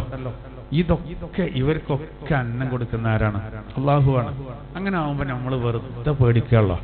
നമ്മളിപ്പോ അല്ല ഭാര്യ പ്രസവിച്ചു, അല്ല എത്രാമത്തെ കുട്ടിയാ? 5ാമത്താണ്. 5ാമത്തതോ? സമ്മതിക്കണം കേട്ടോ. ബേജാറാക്കും. ഇവനോടൊക്കെ ചോദിക്കാൻ പോകും തോന്നിപ്പോ, ജന്ത കാട്ടെ ഈ കുട്ടികളൊക്കെ പാടെ അങ്ങനെ ഇല്ല. അതൊക്കെ നമ്മൾ കരുതും പോലെ നല്ല കാര്യങ്ങൾ വരിക. നമ്മൾ വിചാരിക്കുന്നത് പോലെ ഒന്നല്ല. നമ്മളിങ്ങനെ കാണില്ലേ, ഒരു കുട്ടി 2 കുട്ടി മാത്രമുള്ള എത്രയോ ആൾക്കാർ ബുദ്ധിമുട്ടുന്നുണ്ട്. എന്നാൽ 5ഉം 6ഉം 7ഉം 8 കുട്ടികളൊക്കെ ഉള്ള വീട്, ചെറിയ വീടേ കാരണം അത് ഭയങ്കര ഹാപ്പിയിലേ കാരണം, സൗകര്യങ്ങളൊക്കെ വളരെ കുറവേ കാരണം. പക്ഷെ ഐക്യണ്ടെങ്കിൽ എന്ത് സുഖമാണ്. ചിലപ്പോൾ ചില വീട്ടിൽ വിശാലമായ വീട്, മുകളിൽ 3 റൂം, അടിയിൽ 3 റൂം, ഇഷ്ടംപോലെ സ്ഥലം, വിശാലമായ മതിൽ, അതിൻ്റെ ഉള്ളിൽ ഒറ്റ വീട്, പക്ഷെ 2 ആൾക്കാരെ ഉണ്ടാവുള്ളൂ. ഇതൊക്കെ നമ്മൾ കാണണ്ടല്ലേ. നല്ല ചെറിയൊരു വീട്, നല്ല പിന്നെ ഗ്രാനൈറ്റും മാർബിളൊന്നും ഉണ്ടാവില്ല, പഴയ കാവ്യച്ചതേ കാരണം. പക്ഷെ ഒരു ഭയങ്കര ഹാപ്പിയാണ്. തിരിച്ചും മറിച്ചൊക്കെ ഉണ്ടാവും. അപ്പൊ ഇതൊന്നിപ്പോ നമ്മളെ കണക്കിൽ പെട്ടതല്ല. ഒരിക്കലും എന്താകരുത്, കുട്ടികൾ കൂടുതലുണ്ട് അങ്ങനെ നമ്മൾ ആരും വിഷമിപ്പിക്കാൻ പാടില്ല, വാക്കുകൊണ്ട് പോലും പാടില്ല. എന്താ കാരണം, അത് പടച്ചോൻ തരുന്നുണ്ടെങ്കിൽ ഒരു വഴി ഉണ്ടാവും. അതിന് നമ്മളെ ഏൽപ്പിച്ച കാര്യങ്ങൾ നമ്മൾ ചെയ്യാന്നുള്ളതാണ്. റിസ്കിന്റെ വിഷയത്തിൽ ആശങ്ക പാടില്ല എന്നാണ്. ഇപ്പൊ കുറെ സ്ഥലങ്ങൾ അള്ളാഹു തആല പരീക്ഷണം കൊടുക്കുന്നുണ്ട്. കൊടുക്കാൻ കഴിയിട്ടല്ലോ, അള്ളാന്റെ പരീക്ഷണാണ്. പരിശുദ്ധ ഖുർആനിൽ അല്ലാഹു പറഞ്ഞില്ലേ, വലനബ്ലുവന്നകും ബിശൈഇൻ മിനൽ ഖൗഫി വൽ ജൂ, ഭയം നൽകിയിട്ടും വിശപ്പ് നൽകിയിട്ടും നാം നിങ്ങളെ പരീക്ഷിക്കുന്നതാണ്. അവിടെ ഭയം എന്ന് പറഞ്ഞാൽ ശത്രുക്കളെ ഭയപ്പെടുക, വിശപ്പ് എന്ന് പറഞ്ഞാൽ തന്നെ നമുക്ക് പട്ടിണിയും കാര്യങ്ങളും വരിക. ഷാഫി ഇമാം പറയുന്നത് ഭയം എന്ന് പറഞ്ഞാൽ അള്ളാഹുവിലുള്ള ഭയം ഒരാൾക്ക് നല്ലോണം ഉണ്ടെങ്കിൽ അതൊരു പരീക്ഷണമാണ്, നല്ല പരീക്ഷണം. അവിടെ പിന്നെ പട്ടിണി എന്ന് പറഞ്ഞാൽ അവിടെ ജൂഡ് എന്ന് പറഞ്ഞാൽ നോമ്പാണ് ഉദ്ദേശം എന്നാണ്. നോമ്പൊരു പരീക്ഷണമാണ്. തിന്നാണ്ട് സാധനം കിട്ടും, പക്ഷെ തിന്നാൻ എന്തില്ല, തിന്നരുത് എന്നാണ് അള്ളാന്റെ കൽപ്പന. പകല് തിന്നരുത്, നോമ്പാണ് അത് എന്നാണ്. വന്നഖ്സുമിനൽ അംവാലി വൽ അൻഫുസി വസ്സമറാത്ത് തുടർന്ന് പറയുന്നുണ്ട്. വന്നഖ്സുമിനൽ അംവാൽ, മുതലിൽ കുറവ് നൽകിയിട്ട് പരീക്ഷിക്കുന്നതാണ്. അതായത് കള്ളന്മാര് കക്കുന്നതിൽ പെട്ടു, സുൽത്താന്മാര് രാജാക്കന്മാര് പിടിച്ചെടുക്കുന്നത് പെട്ടു. ഇന്നത്തെ കാലത്തിൽ ഈടി കയറി നിരങ്ങിയൊക്കെ അക്കൗണ്ടൊക്കെ ബ്ലോക്കാക്കി എന്താ ചെയ്യാം, ഇതൊക്കെ ഇതിൽ പെട്ടു. വനഖ്സുമിനൽ അംവാൽ എന്നാൽ ഷാഫി ഇമാം പറയുന്നത് വനഖ്സുമിനൽ അംവാൽ എന്ന സക്കാത്താണ് ഉദ്ദേശം എന്നാണ്. 1 ലക്ഷം ഒരാളെടുത്തുണ്ടെങ്കിൽ 2500 സക്കാത്ത് കൊടുക്കാനുള്ള ചുരുങ്ങ് തന്നെയാണ്. പക്ഷെ നല്ലതാണ് ആ ചുരുങ്ങല്. ഒരു പരീക്ഷണമാണ്, ഇത് ജയിക്കണം, മനസ്സ് സമ്മതിക്കൂല.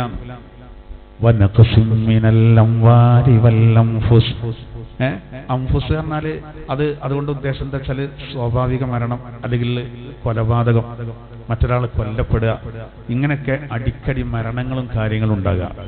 സമറാത്ത് എന്ന് പറഞ്ഞാൽ കായ്ക്കനികള്, എല്ലാ കാര്യങ്ങളും നമുക്ക് ചിലപ്പോൾ എന്ത് ചെയ്യും, ചില പ്രയാസങ്ങളൊക്കെ വരും. പച്ചക്കറി കിട്ടാത്ത അവസ്ഥ, പഴങ്ങൾ കിട്ടാത്ത അവസ്ഥ, ധാന്യങ്ങളിൽ കുറവ്, അതിന് ചിലപ്പോൾ മഴ ഇല്ലാതിരിക്കൽ, അല്ലെങ്കിൽ വെള്ളപ്പൊക്കം ഉണ്ടാകല്, അല്ലെങ്കിൽ ചുരം തകരല്, റോഡ് തകരല്, ഇതൊക്കെ ഒരു കാരണക്കാരം. എന്നാൽ ഷാഫി ഇമാം അവിടെ അർത്ഥം കൊടുക്കേണ്ടത് സമറാത്ത് എന്നാൽ ചെറിയ കുട്ടികളാണെന്നാണ്. കുട്ടികൾ മരിക്കലാണ് ഉദ്ദേശം. കുട്ടികൾ മരിക്കലാണ് അതിൻ്റെ ഉദ്ദേശം. അതൊരു പരീക്ഷണമാണ്. ഇങ്ങനെ ഒരുപാട് കാര്യങ്ങൾ അതിലുണ്ട്. എന്തായിരുന്നാലും ദാരിദ്ര്യം ചിലപ്പോൾ നമുക്കൊക്കെ വരും, ചില പ്രയാസങ്ങളൊക്കെ ഉണ്ടാവും. അത് എന്താ നമുക്കൊന്നും ഇല്ല. എന്താ കാരണം ഇപ്പൊ നിങ്ങള് ഫലസ്തീൻ കുമ്പടക്കൊക്കെ നോക്കി, പ്രയാസങ്ങളാണല്ലോ. പശ്ചിമേഷ്യയിൽ മൊത്തം പല നിലക്കും പ്രയാസങ്ങളാണ്. സമാധാനമില്ല.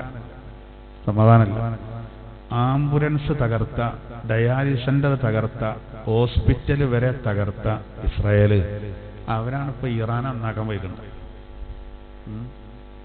ഏതായാലും ഫലസ്തീനോട് കളിക്കുമ്പോൾ ആവൂല, ഇറാനോട് കളിക്കുമ്പോൾ നന്നായി കിട്ടിയിട്ടുണ്ട്. ഇപ്പൊ പറയേണ്ടത് നെതന്യാഹു വല്ല വിട്ടുകണെന്നാണ്. രാജ്യം വിട്ടുന്ന് കേൾക്കുന്നുണ്ട്, അല്ലാഹു അലം. എന്തായിരുന്നാലും ഒന്ന് ചൊറിയാൻ പോയതാണ്, നല്ല കിട്ടിയിട്ടുണ്ട്. എന്നാൽ ഇത് ഇതിമേലൊന്നും നിൽക്കൂല. അങ്ങോട്ടും ഇങ്ങോട്ടൊക്കെ രണ്ടു കൂട്ടരെടുത്ത് ഇഷ്ടംപോലെ സാധനമുണ്ട്. ആയുധങ്ങളുടെ വിഷയത്തിൽ ചിലപ്പോൾ പിന്നെ ഇറാൻ കുറച്ച് ബാക്കിലാണെങ്കിലും സൈന്യത്തിന്റെ വിഷയത്തിൽ ഇറാൻ വളരെ മുന്നിലാണ്. ഇവരെത്രയോ മുന്നിലായിരിക്കും. നല്ല സെറ്റപ്പാണ്. എന്തായിരുന്നാലും നമ്മൾ സമാധാനം ഉണ്ടാകാൻ തന്നെ ദ്വാരക്കേണ്ട. കാരണം ഇത് മൊത്തത്തിൽ അറബ് രാജ്യങ്ങളൊക്കെ ബാധിക്കുന്ന പ്രശ്നങ്ങളാണ്. എന്നാൽ ഇവർക്കൊക്കെ ഒന്ന് കിട്ടും വേണം. നെതന്യാഹുവിനെ പോലത്തുള്ള എന്താ അവരുടെയൊക്കെ ഒരു ദുൽമ എത്രയാണ്, എന്തൊക്കെ ഒരു ചെയ്യുന്നത്. അതിന് മാത്രം ക്രൂരതയാണ് ഒരു കാണിക്കുന്നത് ഫലസ്തീനിലൊക്കെ. എന്നിട്ട് ആ ഫലസ്തീനികൾ നോക്കി നിങ്ങൾ ഒരു പെരുന്നാൾ നിസ്കരിക്കുന്നുണ്ടല്ലേ, തകർന്ന പള്ളിൻ്റെ അവശിഷ്ടങ്ങൾക്ക് മുകളിൽ മുസല്ലട്ട് നിസ്കരിക്കാം. നമ്മളൊക്കെ ഞാൻ ഇപ്പോൾ അത് പെരുന്നാളിൻ്റെ ഖുതുബയിലെ ഞാൻ പറഞ്ഞു ഞങ്ങളോട്, കാരണം എന്താ വെച്ചാൽ നമ്മളൊക്കെ എത്ര ഭാഗ്യവാന്മാരാണ്. ഞാൻ അവരോട് പറഞ്ഞു നോക്കി, നമ്മൾ ആരും ഒരു തെറ്റിലേക്ക് പെരുന്നാളിൻ്റെ മറവിൽ പോകരുത് എന്ന് ഞാൻ പറഞ്ഞു. അത്രയും അനുഗ്രഹം പഠിച്ചു നമുക്ക് തന്നത്. നമ്മൾ നല്ല ഡ്രസ്സ് ഇട്ട് എന്തോ ഒരു സുഖം നമുക്ക് ഇവിടെ, എന്തൊരു റാഹത്തിൽ. എന്നാൽ അവർക്കൊരവസ്ഥ വെച്ച് നോക്കിയാൽ നമ്മൾ ഈ കടുത്ത വേദന ശാരീരികമായിട്ട് അനുഭവപ്പെടുന്ന ചില രോഗികൾ സന്ദർശിക്കാൻ ചെന്നാൽ പോലും നമ്മളോട് ചിരിക്കേണ്ട ഒരു രൂപം ഇങ്ങനെ തസൂറാക്കി നോക്കി. ആ ചിരിയാണ് ഫലസ്തീൻ്റെ കുട്ടികളെ ചിരി. സന്തോഷമില്ല എന്നാലും ഒരു പെരുന്നാൾക്ക് ചിരിച്ചു കാണിച്ചിട്ടുണ്ട്. നല്ല ഡ്രസ്സ് പോൽക്കില്ല. അപ്പൊ ഇങ്ങനെയൊക്കെ പരീക്ഷ ഉണ്ട്. എന്നിട്ട് പോലും തളരാതെ എന്ത് ചെയ്യുന്നുണ്ട്, നിലനിൽക്കുന്നുണ്ട്. നമുക്ക് ചെറുത് വരുമ്പോഴേക്ക് നമ്മൾ എന്ത് ചെയ്യാണ്, പേടിക്കരുത്. അപ്പോൾ ദാരിദ്ര്യം ഭയന്നുകൊണ്ട് ഒരിക്കലും, അതാണ് അല്ലാഹു പറയുന്നത്, നഹ്നു നർസുഖുകും വഇയ്യാഹും, നിങ്ങൾക്കും ആ മക്കൾക്കും ആഹാരം നമ്മൾ നൽകും. ആ റിസ്ക് ഞാൻ ഏറ്റതാണ്, അത് നമ്മൾ തരും. നിങ്ങൾ ആ വിഷയത്തിൽ എന്ത് ചെയ്യണ്ട, പേടിക്കണ്ട. അത് ഇങ്ങനെ നമ്മൾ കരുതുമ്പോൾ എന്നല്ല, തിരിഞ്ഞു മറിഞ്ഞ് അതിനുള്ളൊരു വക ഉണ്ടാക്കി തരാൻ പഠിച്ചവന് സാധിക്കും. അതാണ് അടുത്തത്. ഇനി അടുത്ത നോക്കൂ, നിഷിദ്ധമായത് ഇതൊക്കെയാണ്. നിങ്ങളെ വക ഒന്നും നിഷിദ്ധാക്കണ്ട. ഇന്നത് ഇനി അടുത്തെന്താ, വലാ തഖ്റബുൽ ഫവാഹിഷ് വലാ തഖ്റബുൽ ഫവാഹിഷ മാ ളഹറ മിൻഹാ വമാ ബത്വൻ. നോക്കൂ, അള്ളാഹു പറയാൻ, നിങ്ങൾ ഒരിക്കലും നീചവൃത്തിയോട് അടുക്കരുത്. മാ ളഹറ മിൻഹാ വമാ ബത്വൻ, ആ നീചവൃത്തിയിൽ നിന്ന് പ്രത്യക്ഷമായതും പരോക്ഷമായതും അത് രണ്ടിനോടും നിങ്ങൾ അടുക്കാൻ പാടില്ല. അതിൽ ഒരു വിഭാഗം മുഫസ്സിറുകൾ പറയുന്നത്, ഈ ഫവാഹിഷ് എന്ന് പറഞ്ഞാൽ തെറ്റുകൾ പല നിലക്കുമുണ്ട്. ഇപ്പൊ കബായിർ എന്ന് പറയും, വൻ തെറ്റുകൾ. അതിലിപ്പോൾ എല്ലാം പെട്ടു. എന്നാൽ അതിനോട് കൂടെ നമ്മൾ ഫവായിഷ് പറഞ്ഞാൽ, ഫവായിഷ് കൊണ്ടുള്ള ഉദ്ദേശം വ്യഭിചാരമടക്കമുള്ള തെറ്റുകളാണ്. അത് ഭയങ്കര തെറ്റാണ്, അത് വലിയ തെറ്റാണ്. അതുകൊണ്ടാണ് അതിനെപ്പറ്റി ഖുർആൻ ഒരുപാട് സ്ഥലത്ത് പറയുന്നത്, വലാ തഖ്റബു സിന എന്നുള്ളതാണ്. നിങ്ങൾ വ്യഭിചരിക്കരുത് എന്ന് പറയാതെ വ്യഭിചാരത്തോട് അടുക്കുക പോലും ചെയ്യരുത് എന്നാണ്.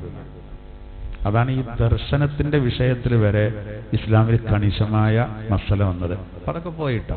ഇപ്പൊ വേടൻ പാട്ട് പാടുമ്പോൾ മുസ്ലിം പെൺകുട്ടി സ്റ്റേജിലേക്ക് കയറി അണഞ്ഞൂട്ടി പിടിക്കുകയാണ്. ആങ്ങളെ ഭർത്താവാന്നൊക്കെ തോന്നും. എവിടെ എത്തി? നല്ല മഫ്തട്ട പെണ്ണുങ്ങളൊക്കെ സ്റ്റേജിൽ കയറി ചെന്ന് ഓൻ്റെ ചെവിയിൽ ഇങ്ങനെ മന്ത്രിക്കണ കണ്ടാലേ ഇതെൻ്റെ ഫോട്ടോട്ടോ എന്നൊക്കെ പറഞ്ഞ് നോക്കി. നമ്മത് പരസ്യമായിട്ട് പറയാൻ പറ്റില്ല. ചിലരൊക്കെ നമ്മളോട് പറയാം, എന്താ ഉസ്താദന്മാരൊന്നും മിണ്ടാൻ പറ്റുമോ? മിണ്ടിയ പോയില്ലപ്പോ. ഞാൻ ഇവരുടെ റെക്കോർഡ് ചെയ്തൊന്നും വിടണ്ട. ഞാൻ പറയേണ്ടതെന്ന് വെച്ചാൽ അങ്ങനെയാണ്. വേടന്ന് മാത്രമല്ല, ഇന്നിപ്പോൾ അല്ലേ നടക്കുന്നത്, യാതൊരു ലക്കും ലഗാനും ഇല്ലാതെ ഇസ്ലാമികമായ ആ ചുറ്റുപാടെന്ന് പറ്റ പോവാണ്. ഇനി വരാൻ പോകുന്ന എന്താ വെച്ചാൽ അറിയാല്, വയസ്സായ ആളുകൾ കുറച്ചുകൂടി കാലം കഴിഞ്ഞാൽ വല്ലാതെ ഇടങ്ങാറാവും. എന്താ കാരണം എന്നറിയാം, ഈ കുടുംബജീവിതത്തിന്റെ ഒരു സുഖമുണ്ട്, ഒരു രസമുണ്ട്. അതിങ്ങനെ വയസ്സാവുമ്പോൾ ആ മക്കളും പേരക്കുട്ടികളും മരക്കളൊക്കെ ഉമ്മ അപ്പ എന്നല്ലാതെ വിളിക്കുക, എന്തോ ഒരു രസേനും. ഇപ്പം എന്താ അവസ്ഥ എന്ന് വെച്ചാൽ, വയസ്സായാലും വീട്ടിൽ ഇപ്പം ചില വീടുകളിലൊക്കെ ഇപ്പം അതിന് അവസ്ഥ എന്ന് വെച്ചാൽ ഓൽക്കൊരു ശൂന്യത അനുഭവപ്പെടുകയാണ്. കാരണം മക്കള് ഓല് ജോലിക്കുക, മരക്കള് ഓല് ജോലിക്കുക. ഇപ്പൊ പെൺകുട്ടികൾ മുഴുവൻ സ്കൂളിൽ നിന്ന് കിട്ടേണ്ട നിർദ്ദേശം എന്താണ്? പഠിച്ചോളി. വെറും പഠന. ഇതൊക്കെ എന്തിനാണ് യഥാർത്ഥത്തിൽ? ജീവിതത്തിലൊരു സന്തോഷം വേണ്ടേ? മാതാപിതാക്കൾക്ക് ഇവരെ കൊണ്ട് ഒരു ഇത് കിട്ടേണ്ട സമയം ഇവർ വരില്ല. എല്ലാവരും ജോലിക്കുകയാണ്, വയസ്സായാലും ഇടങ്ങാറാകുക. അവസാനം ഇവർക്ക് വരാളിരിക്കേണ്ട എന്താ? അതിലേറെ വലിയ ഇടങ്ങാറായിരിക്കും. കാരണം അവരിഞ്ഞിങ്ങോട്ട് ആ ജോലിയിൽ നിന്നൊക്കെ വിരമിച്ച് വീട്ടിൽ വിശ്രമിക്കുമ്പോൾ അപ്പഴാണ് എൻ്റെ മരോൾ അടുത്തുണ്ടായിരുന്നെങ്കിൽ എന്ന് തോന്നുക. കിട്ടൂല. അത് കീഴ്വഴക്കനുസരിച്ച് അങ്ങനെ പോകും. കഷണ്ടി മാത്രമല്ല, പൈൽസ് മാത്രമല്ല, നെഞ്ചുവേദന മാത്രമല്ല, ഇതും താവഴിയായിട്ട് വരും. അങ്ങനെ പോകും. എന്താ ചെയ്യാ? പഠനം കാര്യങ്ങളൊക്കെ നമുക്ക് വേണം, ജോലിയും കാര്യം. എൻ്റെ അഭിപ്രായം എന്താ അറിയാം, ആണുങ്ങൾ അധ്വാനിച്ച് കൊണ്ടുവരാൻ വകുപ്പുണ്ടെങ്കിൽ എന്തിനാ ഒരു ഇത്ര ഇടങ്ങാറുണ്ട്? പറഞ്ഞ പ്രശ്നം. ഞാൻ പോണ്ടെന്നല്ലട്ടെ നമ്മൾ പറയണ്ടത്, ക്ലാസ്സിൽ ഉസ്താദ് അങ്ങനെ പറഞ്ഞു എന്ന് പറയരുത്. പക്ഷെ കുടുംബജീവിതത്തിന്റെ റാഹത്തുണ്ടല്ലോ, അതൊരു വല്ലാത്തൊരു സുഖമുള്ളത്. അതിനൊരു ത്രില്ലുണ്ടല്ലോ, അത് പലപ്പോഴും കിട്ടണില്ലല്ലോ. ഒക്കെ പുറത്തെല്ലാവരും കുട്ടികൾ കല്യാണത്തിന് സമ്മതിക്കണില്ല. കുട്ടികളെ പുളിമ കയറ്റാൻ കുറെ ആൾക്കാരുണ്ട്. കല്യാണത്തിന് സമ്മതിക്കണ്ട കേട്ടോ, നിങ്ങളെപ്പാർക്കും ഉമ്മാർക്കും അന്തല്ലേറ്റാണ്, സ്വന്തം കാലുമ്പോ നിന്നിട്ട് മതി കല്യാണം ഇങ്ങനെ വയലാണ് കൊടുക്കല്ലേ. ഇതുകൊണ്ട് വരാൻ പോകണ്ട എന്താ, ജോലി എടുക്കണ്ടെന്നൊന്നല്ല. പക്ഷെ അതേ സമയത്ത് അതുകൊണ്ടുള്ള ബുദ്ധിമുട്ട്, ഞാൻ എത്ര കേസുകളിൽ അറിയങ്ങൾ തൊലാക്കിന് വേണ്ടിയിട്ട് ഇടപെട്ടിട്ടുണ്ട്. ഒക്കെ പെണ്ണുങ്ങൾ ജോലിക്ക് പോയതാ അതിലൊക്കെ. എന്നിട്ട് അവിടെ ഉള്ള ആണുങ്ങളേറ്റും ഇതുണ്ട്, അത് ഭർത്താവിന് സംശയം വന്നതും അങ്ങനെ പ്രശ്നം വന്നതും എല്ലാം അങ്ങനെയാണെന്നൊന്നല്ല ഞാൻ പറയുന്നത്. പക്ഷേ ഇവിടൊക്കെ ഒരു കുടുംബജീവിതത്തിന്റെ ഒരു സന്തോഷവും റാഹത്തും ഒക്കെ പൈസ കുറെ എല്ലാവരും അക്കൗണ്ടിൽ വേണം. പെണ്ണുങ്ങൾ ഇരിക്കേണ്ട എന്താ വെച്ചാൽ മൂപ്പരോട് ചോദിക്കാൻ നിൽക്കരുത്. ചോദിച്ചാൽ നമുക്കൊരു കുറവല്ലേ, നമ്മളിൽ തന്നെ ഉണ്ടായ നമ്മളെ സൗകര്യം പോലെ ആകാലോ. അങ്ങനെ ഞങ്ങൾ ആ ഭാഗത്തൊരു കല്യാണം നടന്നിട്ട് പുതിയന്ന് പിന്നെ കാറിന്റെ ചാവി എടുത്തുകൊണ്ട് കാർ ഓടിച്ചാണ് പോയാൽ പോലെ. കല്യാണം കഴിഞ്ഞ് 4 ദിവസം കഴിഞ്ഞിട്ടുള്ളതാണ്. പുതിയാപ്പിള അണ്ടി പോയ അണ്ണാന്റെ മാർക്ക് നിൽക്കുകയാണ്. എവിടുക്കാറബ്ബേ ഇവള് പോകുന്നത്. ഫോണൊക്കെ വിളിച്ചപ്പോൾ ഓള് പറഞ്ഞു, നിങ്ങൾ പലയിടത്തും പോകണ്ടൊക്കെ എന്നോട് പറഞ്ഞിട്ടാണോ ചോദിച്ചത്. എന്നിട്ട് ഇവന് പുതിയാപ്പിള ആകെ ഹാജരായിട്ട് പെണ്ണുങ്ങളെ വരിക്ക് വിളിച്ചപ്പോൾ ആ ഓള് വന്നോളൂ, ഓള് സിനിമക്ക് പോയതേക്കാരം പെണ്ണിന്റെ ആപ്പ തന്നെ. അതിന്റെ തൊലാക്കിന്റെ ഇതിൽ ഇടപെട്ട മഹല്ല് പ്രസിഡന്റ് എന്നോട് പറയേണ്ടത്. ആ പറയണെന്ത്, അവള് സിനിമക്ക് പോയതേ കറുപ്പ് വരൂട്ടടാൻ ഇവിടെ കുത്തിരുന്നോ. എന്താ ഇതൊക്കെ അവസ്ഥ അല്ലേ, എന്താ അവസ്ഥ. റിക്കാർഡിലൊരു ഭാര്യയും ഭർത്താവും എന്നല്ലാതെ ഒരു സന്തോഷം വേണ്ടേ, ഇതിനൊരു നിലയും വിലയില്ലേ. വളരെ കൂളായിട്ട് പോവുകയാണ്. അപ്പോൾ നമ്മൾ ചിന്തിച്ചാൽ തന്നെ അറിയാം, ആ ദീനില്ല എന്നുണ്ടെങ്കിൽ അവിടെ പിന്നെ ഒന്നിനൊരു റാഹത്തില്ല. ദീനുണ്ടെങ്കിൽ ഉണ്ടല്ലോ ഭയങ്കര റാഹത്തേക്കാരം ജീവിതം, വളരെ സന്തോഷേക്കാരം. കുറെ ഉണ്ടായിട്ട് എന്താ സന്തോഷം വേണ്ടേ.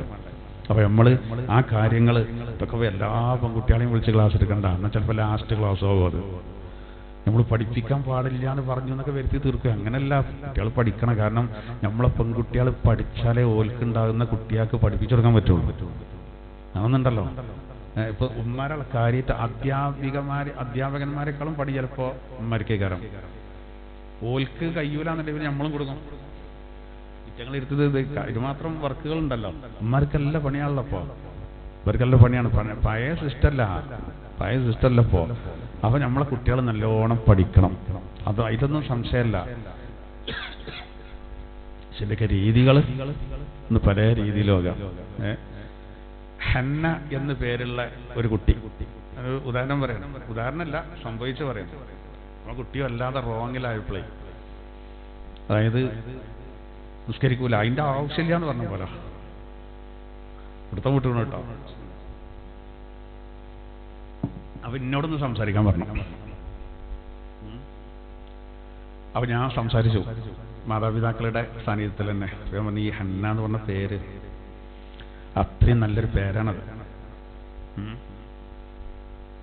ഇതൊക്കെ കഥ അറിഞ്ഞെടുത്തപ്പോൾ ആ കുട്ടീനോട് പറഞ്ഞ എന്താ അറിയോ, അതിപ്പോ പേര് ഹന്ന എനിക്ക് വന്ന് ഞാൻ ഉത്തരവാദിയല്ലല്ലോ. മനസ്സിലായോ? ആ പേര് എനിക്കിട്ടത് ഞാൻ ഉത്തരവാദിയല്ലല്ലോ, ഞാൻ ഇട്ടല്ലോ എനിക്ക് പേര്. ഇതാണ് അവസ്ഥ. പിന്നെ കുറച്ച് ശരിയായിട്ടോ, വേറെ കാര്യം. ഉത്തർച്ചി തോളിച്ചു പോകേണ്ട രൂപത്തിൽ കുറച്ച് കൊടുത്തപ്പോളേ ശരിയായി. അത് എൻ്റെ പെങ്ങളോ മകളൊക്കെ ആണെങ്കിൽ അപ്പൊ ഒരു പല്ല് പൈസ അടിച്ചു ഞാൻ. അമ്മ അതിൽ അടി കൊടുക്കും. അതിൻ്റെ വർത്താനാണ്. അത്തരം അവസ്ഥയ്ക്ക് എത്തിയുന്ന കുട്ടികൾ എല്ലാവരും ഒന്നും അങ്ങനെയല്ല കേട്ടോ. എല്ലാവരും അങ്ങനെയല്ല. നമ്മൾ ഇങ്ങനത്തെ ഇങ്ങനെ മികച്ച് കാണുകയെ ആണല്ലോ. ഈ മുയച്ചിക്കേണ്ടത് നമ്മൾ പുറത്തേക്ക് വേഗം കാണും. അതാണ്. അപ്പോൾ നമ്മൾ ഈ ദാരിദ്ര്യം പേടിച്ചിട്ട് ഇവിടെ സെറ്റപ്പാക്കാനാണ് എല്ലാവരും എന്ത് ചെയ്യേണ്ടത്, നെട്ടോട്ടം ഓടുന്നത്. അതിൻ്റെ അടിയിൽ മൂല്യങ്ങൾ നഷ്ടപ്പെടരുത് എന്നുള്ളതാണ്. അപ്പോൾ ഇവിടെ അള്ളാഹു താല പറയാണ്, നിങ്ങൾ ഒരിക്കലും ഇത് ഉണ്ടാകരുത്. പിന്നെ പ്രത്യക്ഷമായതും പരോക്ഷമായതുമായ നീചവൃത്തികൾ ചെയ്യരുത്. അതാണ് അള്ളാഹ് നിങ്ങൾക്ക് നിഷിദ്ധാക്കിയത്. ഈ നീചവൃത്തി എന്ന് പറഞ്ഞാൽ അതിൽ പ്രധാനമായിട്ടും ഫവായിഷ് എന്ന് പറഞ്ഞാൽ പെടുന്ന ഏറ്റവും പ്രധാനപ്പെട്ടത് വ്യഭിചാരമാണ്. അതില് മാ ലഹറ മിൻഹ എന്ന് പറഞ്ഞാല് ജനങ്ങളുടെ കൂട്ടത്തില് പിന്നെ കാര്യപ്പെട്ടവരല്ലാത്ത സാധാരണക്കാര് ചിലപ്പോ ഓൽക്ക് ഇതിലൊന്നും ഒരു ലക്കുലകാനുണ്ടാവില്ല. ഒരു പരസ്യമായിട്ട് ചെയ്യും. അതാണ് മാ ലഹറ മിന്ന. വമാ ബത്തൻ എന്ന് പറഞ്ഞാൽ കാര്യപ്പെട്ടവര്, നാലാൾ അറിഞ്ഞ വശം. അപ്പോൾ പരമ രഹസ്യമായിട്ട് അത്തരം തെറ്റുകൾ ചെയ്യും. അതാണ് അതുകൊണ്ടുള്ള ഉദ്ദേശം എന്നാണ് ഖുർആൻ വ്യാഖ്യാതാക്കളിൽ ഒരു കൂട്ടർ പറയുന്നത്. അല്ല, പ്രത്യക്ഷത്തിലുള്ളത് എന്നുള്ളത് പ്രവൃത്തിയിൽ കാണുന്നതും പരോക്ഷമായത് എന്നുള്ളത് അങ്ങനെ കാണാത്തതുമായതാണ് അതുകൊണ്ട് ഉദ്ദേശം. എന്തായിരുന്നാലും നീചവൃത്തികൾ ഒന്നും ഉണ്ടാകരുത് എന്നുള്ളതാണ്, അതിലേക്ക് അടുപ്പിക്കുന്ന കാര്യങ്ങൾ ഉണ്ടാകരുത്. ഇപ്പൊ ഈ ലഹരി വസ്തുക്കൾ ഇങ്ങനെ നീച പ്രവർത്തികളിലേക്ക് എത്തിക്കാൻ കാരണം ബോധം ഉണ്ടാവില്ല. അപ്പോ വ്യഭിചാരത്തിലേക്ക് എത്തിക്കും, പല തെറ്റിലേക്കും എത്തിക്കും. പക്ഷെ ഇസ്ലാമിൽ അത് ഭയങ്കര കുറ്റമുള്ള കാര്യമാണ്. അതുകൊണ്ട് ആ കാര്യം ഇതാണ് അള്ളാഹ് നിഷിദ്ധമാക്കിയ ഒന്ന്. അപ്പൊ നോക്കൂ, വലാ തഖറബുൽ ഫവാഹിഷ മാ ലഹറ മിൻഹാ വമാ ബത്വൻ. ഖുർആനിൽ വേറൊരു ആയത്തിൽ പറയുന്നുണ്ട്, നിങ്ങൾ പിന്നെ ഫവാഹിഷിനെ നിങ്ങൾ സൂക്ഷിച്ചോളി. ഇല്ല ലമം എന്ന് പറയുന്നുണ്ട് അവിടെ. ലമം ഒഴികെയാണ്. ലമം എന്ന് പറഞ്ഞാൽ ചെറിയ വീഴ്ചകളാണ്, തെറ്റുകളാണ്. ലമം പറഞ്ഞാൽ ചെറിയ തെറ്റുകളാണ്. ഈ ചെറിയ തെറ്റുകൾ, ലമം എന്ന് പറയേണ്ട ഈ ചെറിയ തെറ്റുകൾ, അത് പൊറുക്കപ്പെടാൻ കുറേ വഴികളുണ്ട്.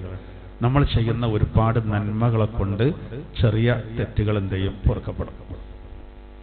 ഏതുപോലെ വെച്ചാൽ നമ്മൾ ചില ഭക്ഷണമൊക്കെ കഴിക്കുമ്പോൾ അതുകൊണ്ട് നമുക്ക് പ്രതിരോധശേഷി കിട്ടുന്നത് പോലെയാണ്. ഉദാഹരണത്തിന് നേന്ത്രപ്പഴം.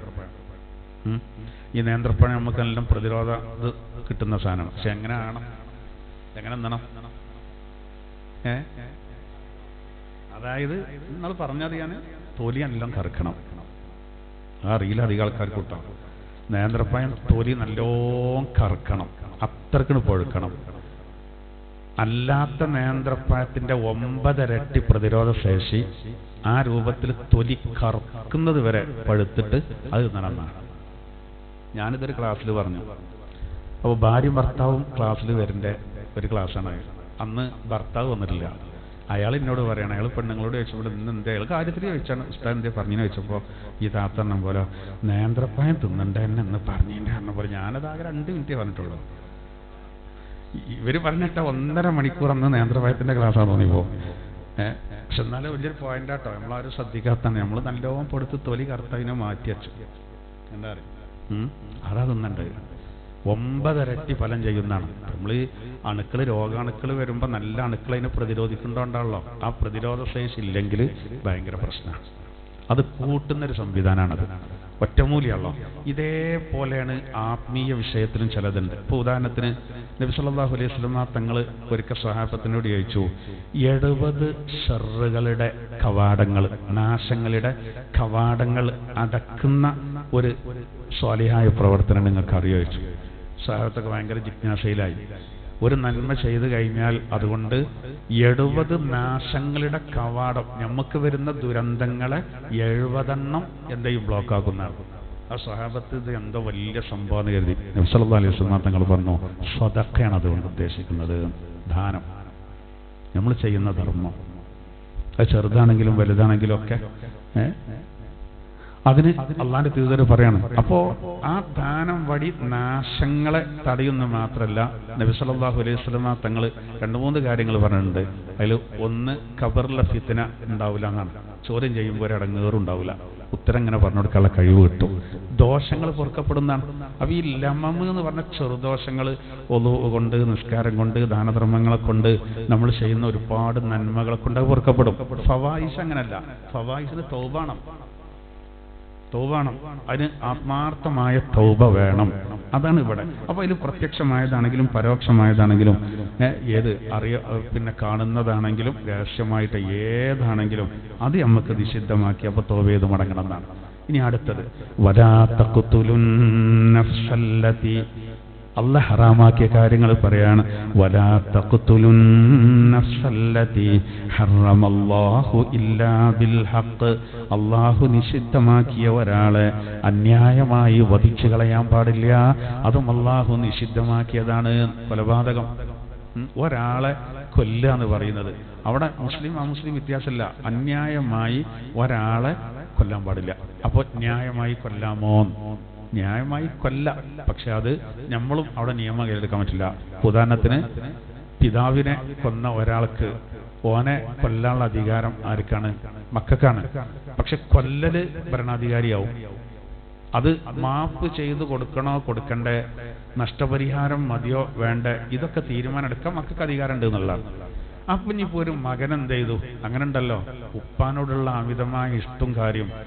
ആ ഇപ്പാനെ കൊന്ന പ്രതിനെ കണ്ടപ്പോ എല്ലാം മറന്ന് ഓനെ കൊന്നു. ഓൻ കുറ്റക്കാരനല്ല. എങ്ങനെ? അന്യായമായി ഒരു നിരപരാധിയെ കൊല്ലും പോലുള്ള കുറ്റം അവിടെ ഇല്ല. അവിടെ എന്തേ ഉള്ളൂ? നിയമം അയാൾ കയ്യിലെടുക്കാൻ പാടില്ലായിരുന്നു എന്നുള്ളതാ വരുന്നുള്ളൂ. അതിപ്പോ നമുക്ക് എല്ലാവർക്കും അറിയാലോ. അതല്ലോ ആ പിന്നെ ശങ്കരനാരായണൻ എന്ന് പറഞ്ഞ മഞ്ചേരിയിലുള്ള ആൾ പടുത്ത് മരിച്ചു. എല്ലാ ചാനലുകാരും, അതൊരു പക്കാ നാടനാണല്ലോ. എന്തേ എല്ലാ ചാനലുകാരും കൊടുത്ത്? അയാളെ മകളെ കൊന്ന ആളാണ്. അയാളെ മകള് കൃഷ്ണപ്രിയ എന്ന പെൺകുട്ടിനെ മുഹമ്മദ് കോയ എന്ന ആള് കൊന്നിട്ട് ഓല് രണ്ടാളും നല്ല സുഹൃത്തുക്കളായിരുന്നു. ആദ്യം ഈ കുട്ടിനെ ബലാത്സംഗം ചെയ്ത് കൊന്നതിന്റെ ശേഷം ഓനെ പോലീസ് അറസ്റ്റ് ചെയ്ത് ഓൻ ജാമ്യത്തിലിറങ്ങി. ജാമ്യത്തിലിറങ്ങിയതിന്റെ ശേഷം ഈ ശങ്കരനാരായണൻ ഇവനോട് വലിയ കമ്പനിയായി. ആൾക്കാരൊക്കെ അന്ന് മഞ്ചേരിക്കാർ പറഞ്ഞിട്ടെന്തറിയോ? അയാൾക്ക് പിരാന്താണ്, മകളെ കൊന്ന ആളെ അയാൾ കമ്പനിയാക്കിക്കാണ്, അയാൾ വേറെ ലക്ഷ്യമാണ്. ആൾക്കാർക്ക് മനസ്സിലാക്കാൻ കഴിഞ്ഞില്ല. അവസാനം അയാൾ എന്ത് ചെയ്തു? ഓനെ വെടിവെച്ച് വന്നു. ആർക്കെങ്കിലും അതിന്റെ വിഷമം ഉണ്ടായോ? അയാൾ ആരെങ്കിലും കുറ്റപ്പെടുത്തുന്നുണ്ടോ? എല്ലാവരും പറയുന്നത് എന്താ? നന്നായി ചെയ്തതെന്നാണ്. പക്ഷെ നിയമം കയ്യിലെടുക്കാൻ പാടില്ല. ഓക്കെയാണ്. എന്നാലും ആർക്കും പരാതിയില്ലല്ലോ. അതുകൊണ്ട് എല്ലാവരും പത്രക്കാരും പിന്നെ ചാനലുകാരൊക്കെ അങ്ങനെ എടുത്തെടുത്ത് പറയാമല്ലോ. ഇതെല്ലായിടത്തും ബാധകമാണ്. അന്ന് മനോരമ എഴുതിയിട്ടുണ്ട്, എന്തറിയോ? ഈ കൊന്നോനെ തിരിച്ചു കൊല്ലുക എന്നുള്ള ഇസ്ലാമിന്റെ ആ നയം, അത് കൊല്ലപ്പെട്ട ആളുടെ ബന്ധുക്കളുടെ വികാരം ഇതിൽ നമ്മൾ കാണുന്നുണ്ട്. ആ മുഹമ്മദ് കോയനെ കൊന്നെന്ന് മനോരമ വരെ എഴുതി. അത്രയുള്ളൂ നമ്മൾ പറയണ്ടത്. അപ്പൊ അന്യായമായി കൊല്ലുക എന്ന് പറഞ്ഞാൽ അപ്പൊ ന്യായമായി ആവാമോ എന്നൊരു ചോദ്യം അവിടെ ഉണ്ട്. അതാണത്. അന്യായമായി വെറുതെ ഒരാളെ കൊല്ലുക ലോകത്തുള്ള മൊത്തം ആളുകളെ കൊല്ലുന്നത് പോലെ അത്രയും ഗൗരവമാണ്. കൊലപാതകം എന്ന് പറഞ്ഞാൽ ഒരിക്കലും ചെയ്യാൻ പാടില്ല. അതാണ് കൈവിട്ടു പോകുന്നൊരു കാര്യമാണത്. ഒരു മനുഷ്യന്റെ ജീവൻ എടുക്കുക എന്ന് പറഞ്ഞാൽ അത്രക്കും വലിയ തെറ്റാണ്. എന്നിട്ടാണ് നമ്മളെ പറ്റി ചിലർ പറയുന്നത് എന്ത്? നമ്മൾ വെറുതെ ആളെ കൊല്ലാൻ പറയേണ്ടവരാണ്. നമ്മളവിടെ പിന്നെ മതത്തിന്റെ പുറത്തുള്ളവരാണെന്ന് കേട്ടിട്ട് നമുക്ക് അങ്ങനെ ഒരു ചിന്ത ഉണ്ടോ? ഇല്ലല്ലോ, ഇല്ല. മുംതഹന സൂറത്തില് അള്ളാഹു താല കൃത്യമായിട്ട് പറയുന്നുണ്ട്, മതത്തിന്റെ പുറത്തുള്ളവർക്ക് നന്മ ചെയ്യാണ് വേണ്ടത്. ആ നന്മയാണ് നമ്മളെല്ലാവരും ചെയ്യുന്നത്. അത് നമ്മളോട് ബന്ധപ്പെടുമ്പോൾ ഇടപെടുന്നവർക്ക് എല്ലാവർക്കും അറിയാലോ, ആ കാര്യങ്ങൾ അറിയാം. കൂടുതൽ പരത്തി പറയേണ്ട ആവശ്യമില്ല. എന്നിട്ട് അവസാനം അല്ലാഹു തആല പറയാണ്, ദാലികും വസ്വാകും ബിഹി ലഅല്ലകും തഅഖിലൂൻ. ഇതാണ് നിങ്ങൾ ചിന്തിച്ച് ഗ്രഹിക്കുന്നതിന് വേണ്ടി നിങ്ങളോടുള്ള കൽപ്പന. വസിയത്ത് എന്നുള്ള വാക്ക് വരേണ്ടതിനെ കുറച്ച് ശ്രദ്ധിക്കാൻ വേണ്ടിയിട്ടാണ്. നിങ്ങൾക്കുള്ള കൽപ്പന എന്നാണ് അവിടെ. അള്ളാന്റെ വസിയത്താണ് കേട്ടോ, അതിനെ നിങ്ങൾ തള്ളരുത്. ഒരിക്കലും തള്ളാൻ പാടില്ല. ഇത് അള്ളാഹുവിന്റെ ആജ്ഞയാണ്, ഇത് അള്ളാഹുവിന്റെ കൽപ്പനയാണ്. ഈ പറഞ്ഞ കാര്യങ്ങൾ ശ്രദ്ധിക്കണം. അപ്പൊ ഇവര് അള്ളാഹ് അത് നിഷിദ്ധാക്കി വെറുതെ പറഞ്ഞപ്പോ നിങ്ങൾ കണ്ടു വരി. എന്താണ് നിഷിദ്ധാക്കിയത് അറിയോ? ശിർക്ക് വെക്കരുത്, മാതാപിതാക്കൾക്ക് നന്മ ചെയ്യണം, കുട്ടികളെ ദാരിദ്ര്യം പേടിച്ച് കൊല്ലരുത്, പിന്നെ നീചവൃത്തി രഹസ്യമായും പരസ്യമായും അത് ചെയ്യരുത്, അന്യായമായി ഒരാളെ കൊല്ലരുത്. ഇനി ഒരു 4-5 കാര്യങ്ങൾ കൂടി വരുന്നുണ്ട്. അത് ഇൻഷാ അല്ലാഹ് നമുക്ക് അടുത്ത ക്ലാസ്സിൽ വിശദീകരിക്കാം. ബിസ്മില്ലാഹിർ റഹ്മാനിർ റഹീം. ഖുൽ ഹലുമ്മ ശുഹദാഅകുമുല്ലദീന യശ്ഹദൂന അന്നല്ലാഹ ഹറമ ഹാദാ. പറയുക നബിയേ, ഹലുമ്മ ശുഹദാഅകും, നിങ്ങൾ സാക്ഷികളെ കൊണ്ടുവരൂ. അല്ലദീന യശ്ഹദൂന അന്നല്ലാഹ ഹറമ ഹാദാ, ഇത് അല്ലാഹു തആല നിഷിദ്ധമാക്കി എന്നതിന് സാക്ഷി നിൽക്കുന്ന. ഫഇൻ ഷഹിദൂ, അങ്ങനെ വ്യാജമായിട്ട് അവർ തെറ്റിന് സാക്ഷി നിന്നാലോ, ഫലാ തശ്ഹദ് മഅഹും, അപ്പൊ അങ്ങ് അവരോടുകൂടെ സാക്ഷിയാവരുത്. വലാ തത്തബിഉ അഹ്വാഅല്ലദീന കസ്സബൂ ബിആയാതിനാ, നമ്മുടെ ദൃഷ്ടാന്തങ്ങളെ പ്രമാണങ്ങളെ നിഷേധിക്കുന്ന ഒരു വിഭാഗം അവരുടെ തന്നിഷ്ടങ്ങൾ അങ്ങ് പിൻപറ്റരുത്. വല്ലദീന ലാ യുഅ്മിനൂന ബില്ലാഹിറ, പരലോകത്തിൽ വിശ്വസിക്കാത്തവരുടെയും തന്നിഷ്ടങ്ങളെ പിൻപറ്റരുത്. വഹും ബിറബ്ബിഹിം യഅ്ദിലൂൻ, അവർ അവരുടെ റബ്ബിനോട് പങ്കുകാരെ സ്ഥാപിക്കുന്നവരാണ്. ഖുൽ തആലൂ, നബിയെ അങ്ങ് അവരോട് പറയൂ, നിങ്ങൾ ഇങ്ങോട്ട് വരൂ. അത്ലു മാ ഹറമ റബ്ബുക്കും അലൈക്കും, നിങ്ങളുടെ റബ്ബ് നിങ്ങളുടെ മേലിൽ എന്തൊക്കെ നിഷിദ്ധമാക്കിയെന്ന് ഞാൻ നിങ്ങൾക്ക് ഓതിത്തരാം. അത് അല്ലാ തുശ്രികൂ ബിഹി ശൈആ, ഒന്നുകൊണ്ട് ഒന്നിനെയും അള്ളാഹുവിനോട് ശിർക്ക് വെക്കാൻ പാടില്ല. വബിൽ വാരിദൈനി ഇഹ്സാന, മാതാപിതാക്കളോട് നന്മ ചെയ്യണം.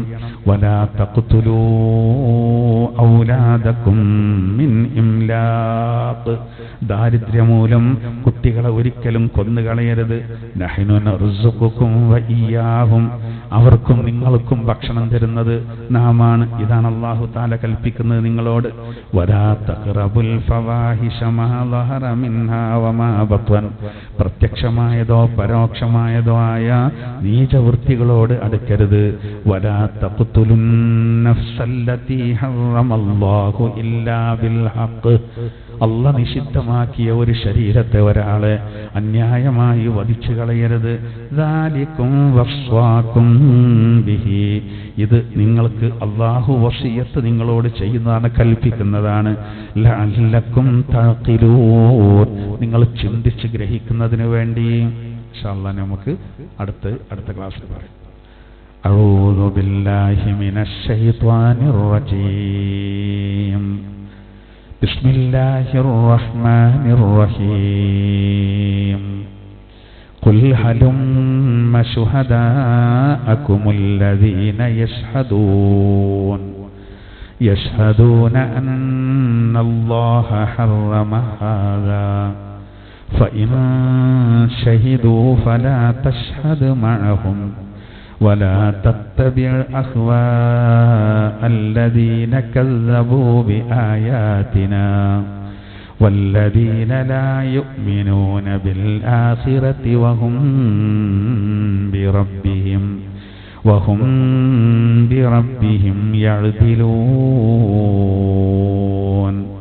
قل تعالوا أتل ما حرم ربكم عليكم ألا تشركوا به شيئا وبالوالدين إحسانا ولا تقتلوا أولادكم من إملاق نحن نرزقكم وإياهم ولا تقربوا الفواحش ما ظهر منها وما بطن ولا تقتلوا النفس التي حرم الله إلا بالحق ذلكم وصاكم به لعلكم تعقلون. صدق الله العلي العظيم.